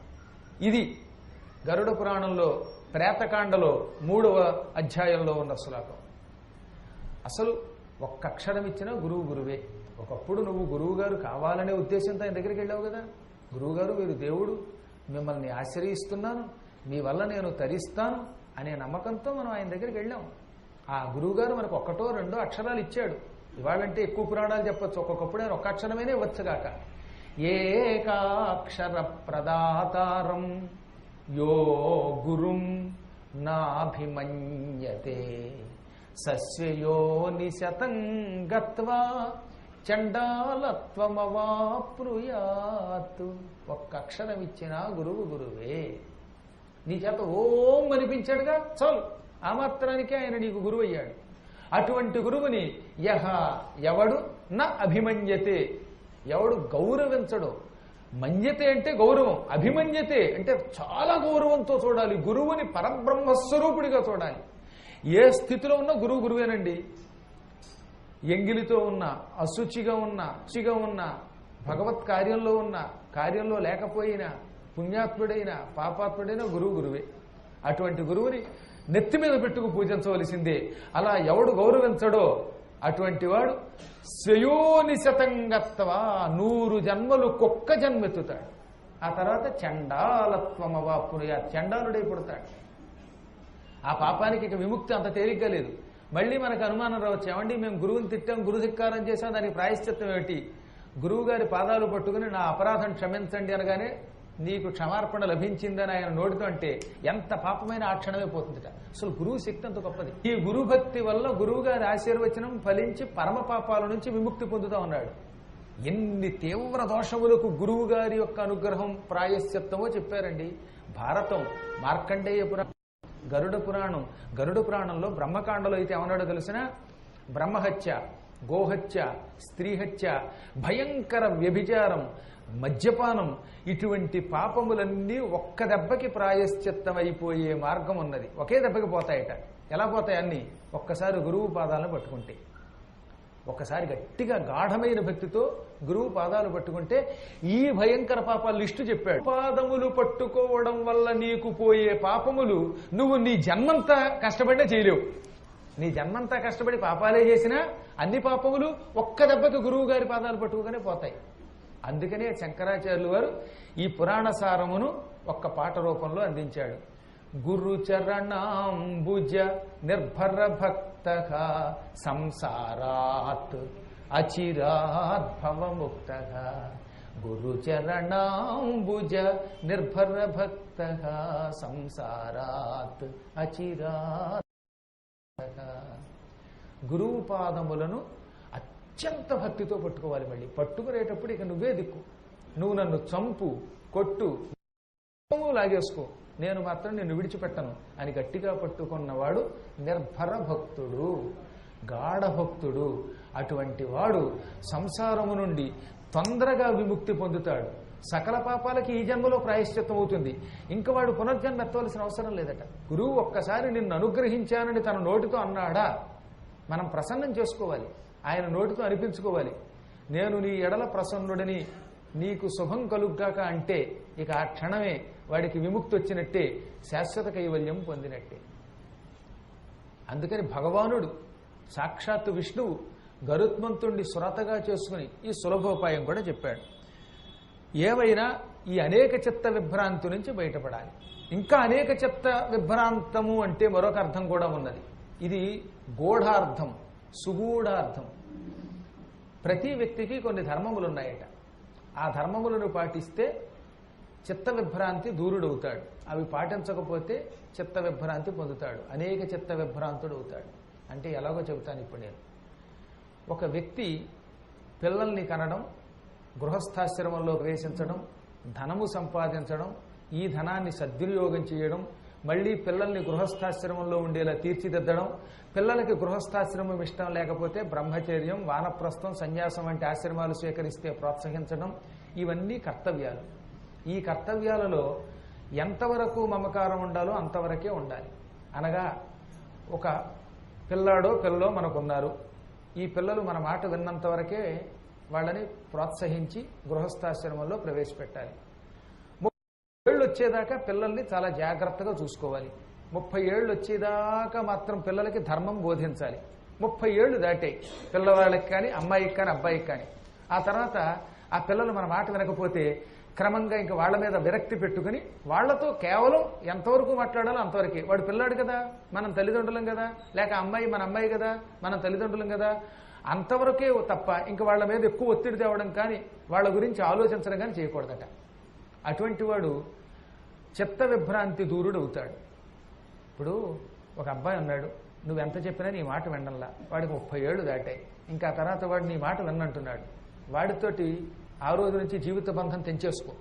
వాడు పిల్లాడు కదా, కాబట్టి కుమారా నిన్ను ఆశీర్వదిస్తున్నాను, నీకు ఇవ్వాల్సిన ఆస్తి ఇస్తున్నాను, ఇంతే నీకు నాకు సంబంధం, ఇంకెంతకు మించి నీతో సంబంధం లేదని వాడు వదిలి వైరాగ్యంతో బ్రతకాలట. అలాగే ఒక అమ్మాయి ఉంది, 30 ఏళ్ళు దాటాయి, ఇక నీ మాట వినడంలా, ఇంక దాని గురించి ఎక్కువ పెట్టుకోకు. మా అమ్మాయి వినటం లేదు, పెళ్లి చేసుకోవటం లేదు, లేదా మా ఇంటికి రావడం లేదు, ఇవన్నీ ఊహలు వదిలేయి. 30 ఏళ్ళు దాటిపోయాయి, చెప్పవలసినవి నువ్వు చెప్పావు. ఇక నీ పిల్ల కనుక ఆ పిల్లని ఆశీర్వదించడమే తప్ప ఎక్కువ ఒత్తిడి తేకూడదట. వాళ్ళ గురించి ఆలోచించకుండా మన ముక్తిని మనం ఆలోచించాలట. అలా కాకుండా ఎన్నేళ్ళు వచ్చినా వాళ్ళ గురించే ఆలోచిస్తూ మనం దుఃఖిస్తున్నామంటే, వారి మీద వ్యామోహంతో ఉన్నాము అంటే మనం అనేక చిత్త విభ్రాంతులు. ఒకటి మాత్రం చెప్పాను మీకు, ఇలాంటివి ఎన్నో ఉన్నాయి.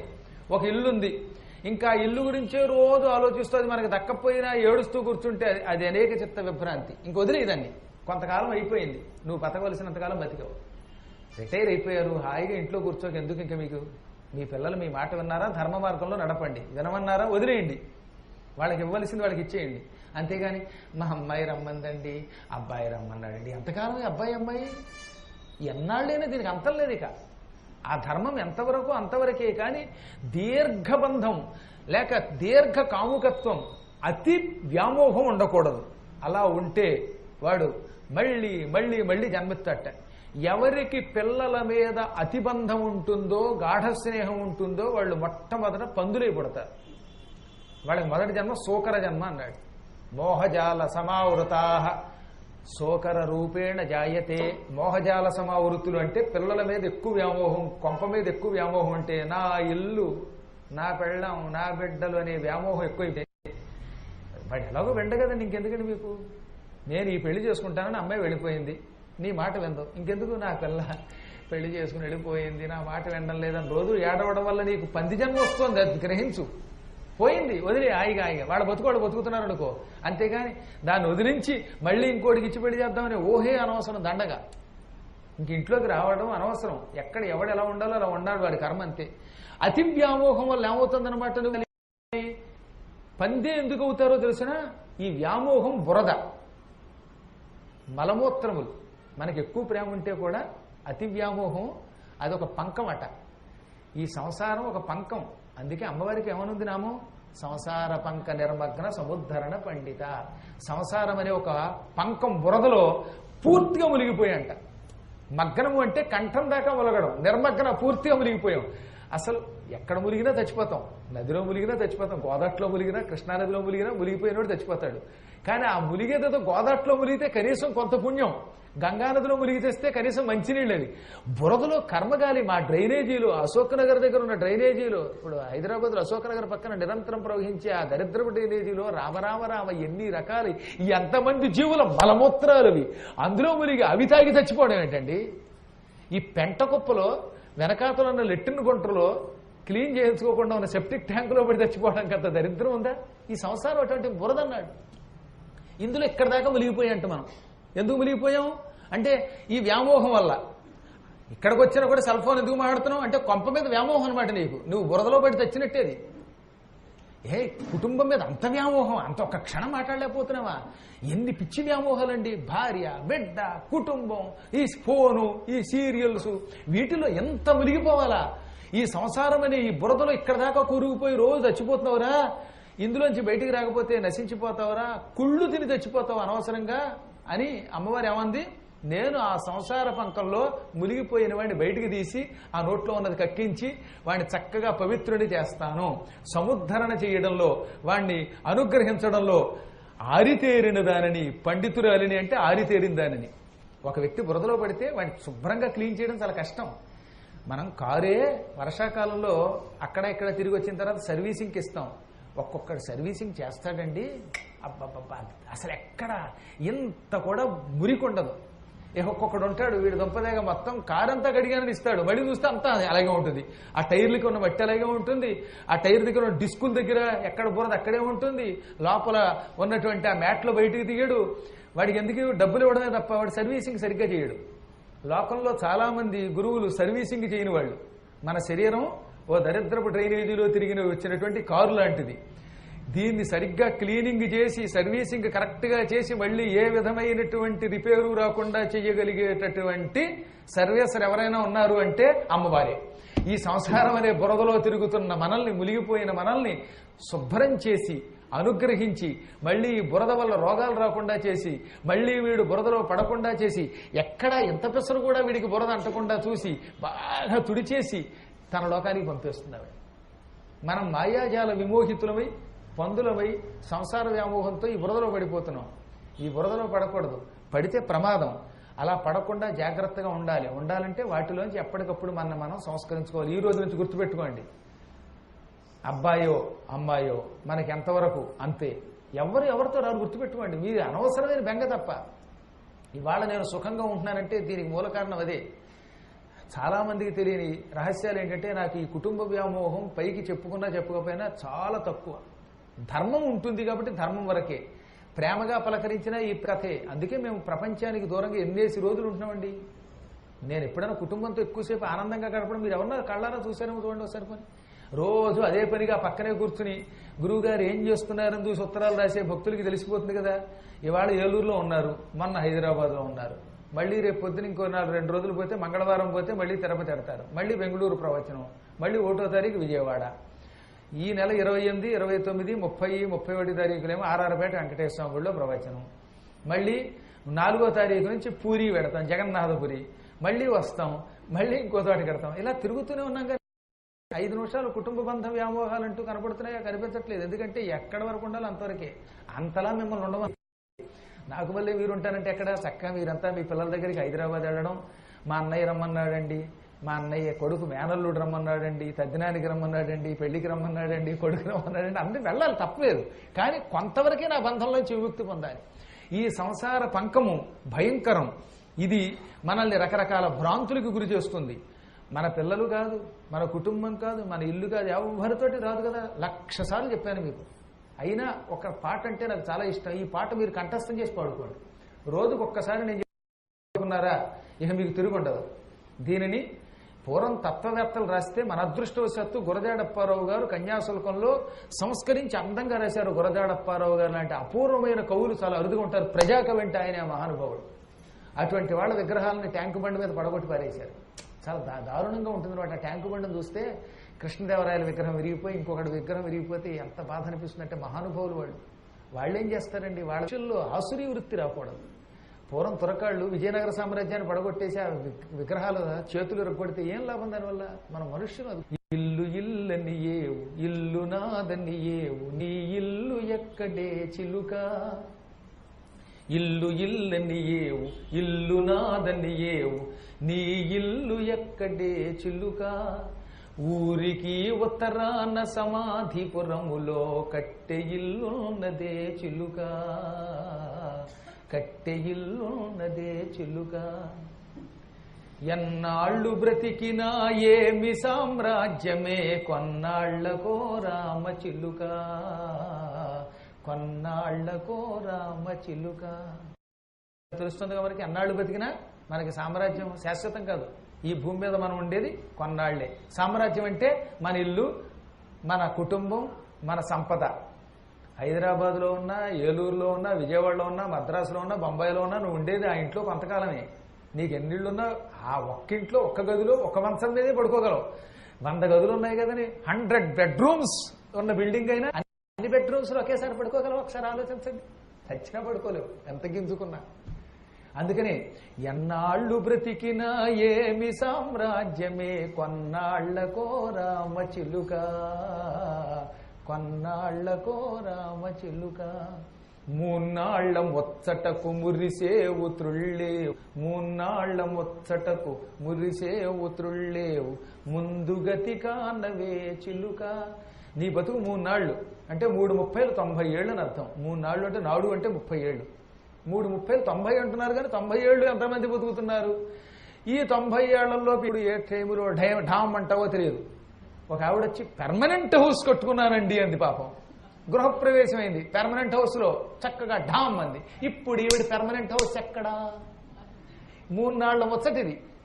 వీళ్ళు మురిసిపోయి తుండిపోయి రంగులేసి పైనంతా దాన్ని ఏదో సీలింగ్ వేసి ఏసీ చేయించుకొని వచ్చే దినాలకు రాగానే ఇల్లంతా చూపించేస్తారన్నమాట. గురువుగారు హాల్ ఎలా ఉందండి, నేను దగ్గరుండి కట్టించానండి, తడిపానండి, సీల్ వేయించానండి అని ఒకళ్ళు, బెడ్రూమ్ చూడండి అని ఒకళ్ళు, లేకపోతే సోఫా సెట్ ఎలా ఉందని ఒకడు, మా అమ్మాయి కోసం షాపింగ్ కాంప్లెక్స్ కట్టానని ఒకడు.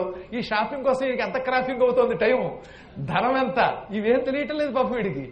ఈ సామ్రాజ్యం ఎంతకాలం ఉంటుందో మనకి ఖచ్చితంగా కళ్ళు మూసి తెరిచిలో వెళ్ళిపోతున్నాం. మా తాతగారు వెళ్ళిపోయారు, మా నాన్నగారు వెళ్ళిపోయారు, నేను వెళ్ళిపోతాను కదా, నా తర్వాత వాళ్ళు వెళ్ళిపోతారు. పోనీ వెళ్ళిపోకుండా గ్యారంటీగా ఉంటామని వీళ్ళు ఎవరిని గ్యారంటీ కార్డు ఇవ్వండి చూద్దాం.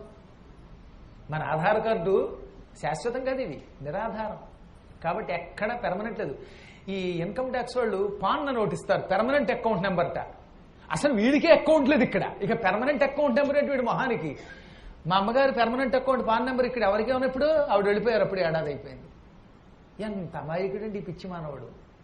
కాబట్టి ఎన్నాళ్ళు బ్రతికినా ఏమి సామ్రాజ్యం అని మళ్ళీ అనుకోవాలి. 3 నాళ్ల ముచ్చటకు మురిసేవు త్రుళ్ళేవు ముందు గతి కానవే చిలుక. ఇంకో పిచ్చాడు అనుకుంటాడు, వాళ్ళకి పిల్లలు ఉన్నారండి, వాళ్ళకి శ్రాద్ధం పెడతారండి, నా శ్రాద్ధం నాకు పిల్లలు లేరంటాడు ఒకడు.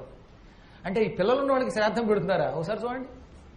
అమెరికాలో ఉంటాడు వాడు కొడుకు, వీడు పోయాడు. ఇప్పుడు వీడి శవాన్ని ఎంతకాలం ఇక్కడ ఎట్టే పెడతారు? చచ్చిపోయిన తర్వాత ఎక్కువ రోజులు ఎట్టే పెట్టకూడదు. ఈలోపు ఎవడోడు తగలబెడతాడు. అసలు వీడు చచ్చిపోయాక వాడు వస్తాడు రాడు. మా నాన్నండి నన్ను చిన్నప్పటి నుంచి పిచ్చి చూపులు చూశాడండి, నన్ను ఏడిపించాడండి, చచ్చినా రానన్న వాళ్ళు ఉన్నారు. ఒక కొడుకు అమెరికాలో ఉన్నాడు, తండ్రి చచ్చిపోతే తండ్రి మీద ద్వేషంతో తగలబెట్టడానికి రాను, కావాలంటే డబ్బులు ఇస్తాను మీరు తగలబెట్టండి అన్నాడు. కాబట్టి ఈ పిల్లలు ఏం చేయరు, పిల్లలు లేకపోతే నష్టమూ లేదు. ఎవడికి ఎవడో లేదు, చీటికి వాడికి ఏడవకండి నాకు పిల్లలు లేరు, లేకపోతే నాకు ఆడపిల్లలే ఉన్నారు, నాకు మగపిల్లలే ఉన్నారు, అవి ఉన్నారు ఇవి ఉన్నారు. ఇది ఉట్టి భ్రమ. ఉన్నా లేకపోయినా ఎవడొచ్చినా రాకపోయినా ఎవడిని వాడే ఉద్ధరించుకోవాలి. ఉద్ధరించే శక్తి కోసం వెతకాలి. మనల్ని ఎవడు ఉద్ధరించడు. ఉద్ధరేది ఆత్మనాత్మానం. మనల్ని మనమే ఉద్ధరించుకోవాలి. ఇది 3 నాళ్ల ముచ్చట. నువ్వెంత మురిసినా తుళ్ళినా భవిష్యత్తులో ఏం జరగబోతోందో తెలుసుకుని ఒళ్ళు దగ్గర పెట్టుకో. ముందు గతి కానవే చిలుక, కర్రలే చుట్టాలు గంటెలే బంధువులు, కర్రలే చుట్టాలు కట్టెలే బంధువులు. అడ్డంగా 2 కర్రలు, పొడుగ్గా 2 కర్రలు, అడ్డంగా 1.5 కర్రలు కడతారు చక్క. ఇటు ఇటు నిచ్చెనలా కడతారు అన్నమాట చక్క. ఉత్తప్పుడు స్వర్గానికి నిచ్చెన వేసుకోడు కానీ ఇప్పుడు మాత్రం నిచ్చెన బాగా కడతారు. ఈ కర్రలు, ఈ మధ్యలో ఉన్న కట్టెలు, ఇవి మన చుట్టాలు. తగలబెట్టడానికి మంచి ఎండు కట్టెలు పట్టుకొస్తారుగా, అవి మాత్రం మనకి చుట్టాలి. ఎందుకంటే మన శరీరమునకు కొంత విముక్తి కలిగించే అవే. కాబట్టి మనకి ఎవరైనా బంధువులు ఉన్నారో అంటే రిలేటివ్స్ వీళ్ళే, మిగతా వాళ్ళంతా రిలేటివ్సే వాళ్ళు. అసలు రిలేటివ్స్ వీళ్ళు. ఈ కర్రలు కట్టెలే. కాస్త ఉన్న రోజుల్లో మంచిగా మాట్లాడితే, ఎవరి మీద ఎగిరి గంతు లేకుండా ఉంటే, పిచ్చివాగుడు వాక్కుండా ఉంటే, అందరితో తగాద అందుకే పడకూడదు. 10 మందితో తగాద పడితే చచ్చాక ఒక్కడు రాడు తెలుసా. ఇప్పుడు రేపు పొద్దున చచ్చాం, దిక్కు లేదు మనకి, ఎవరూ లేరు, ఉన్నవాళ్ళు ఎక్కడో ఉంటారు. అప్పుడు చుట్టుపక్కల వాళ్ళు ఏమంటారో తెలుసా, ఎంత మంచివాడండి, అందరితో ప్రేమగా మాట్లాడేవాడు, ఎవడి మీద కేకలేయలేదు, కోపగించలేదు, ఇతనికి మనం సాయం చేద్దామంటారట.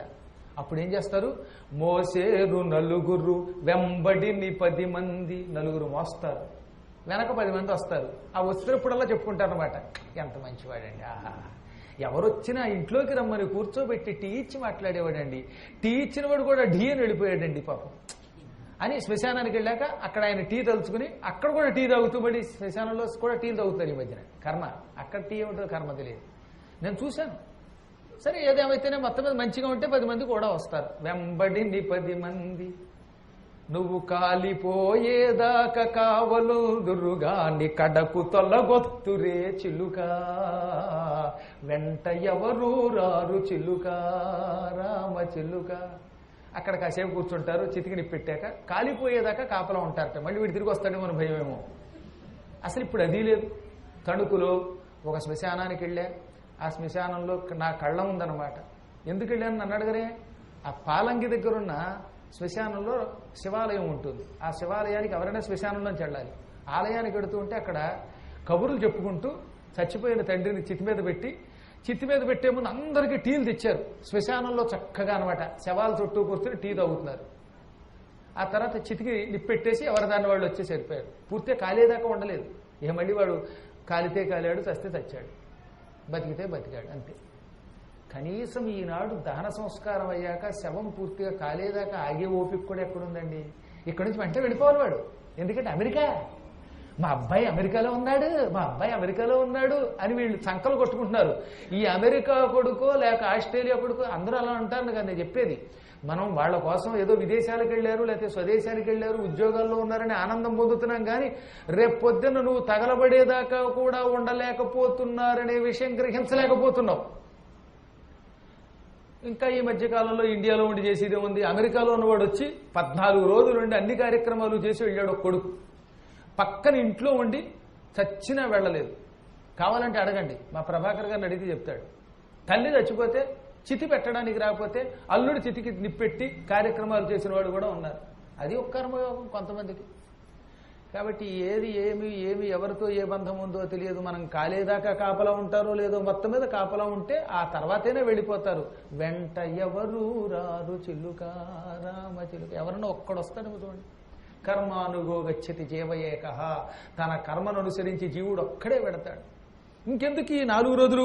అందుకని మోహజాల సమావృత, ఈ మోహంలో పడిపోయి నేను, నా ఇల్లు, నా కుటుంబం, నా ఆస్తి, నా పిల్లలంటూ అదే వ్యామోహంతో వాళ్ళ కోసం ఏడుస్తూ ఉంటే, వాళ్ళకి ఏవో జరగలేదని నువ్వు ఇక్కడ గింజుకుంటూ ఉంటే నీ ఆయువు తీరుతుంది. అప్పుడు వాడు ఏమవుతాడు? ఇక్కడ నానాయాతన పడి దుర్మరణం పాలై చచ్చాక నరకానికి పోతాడు.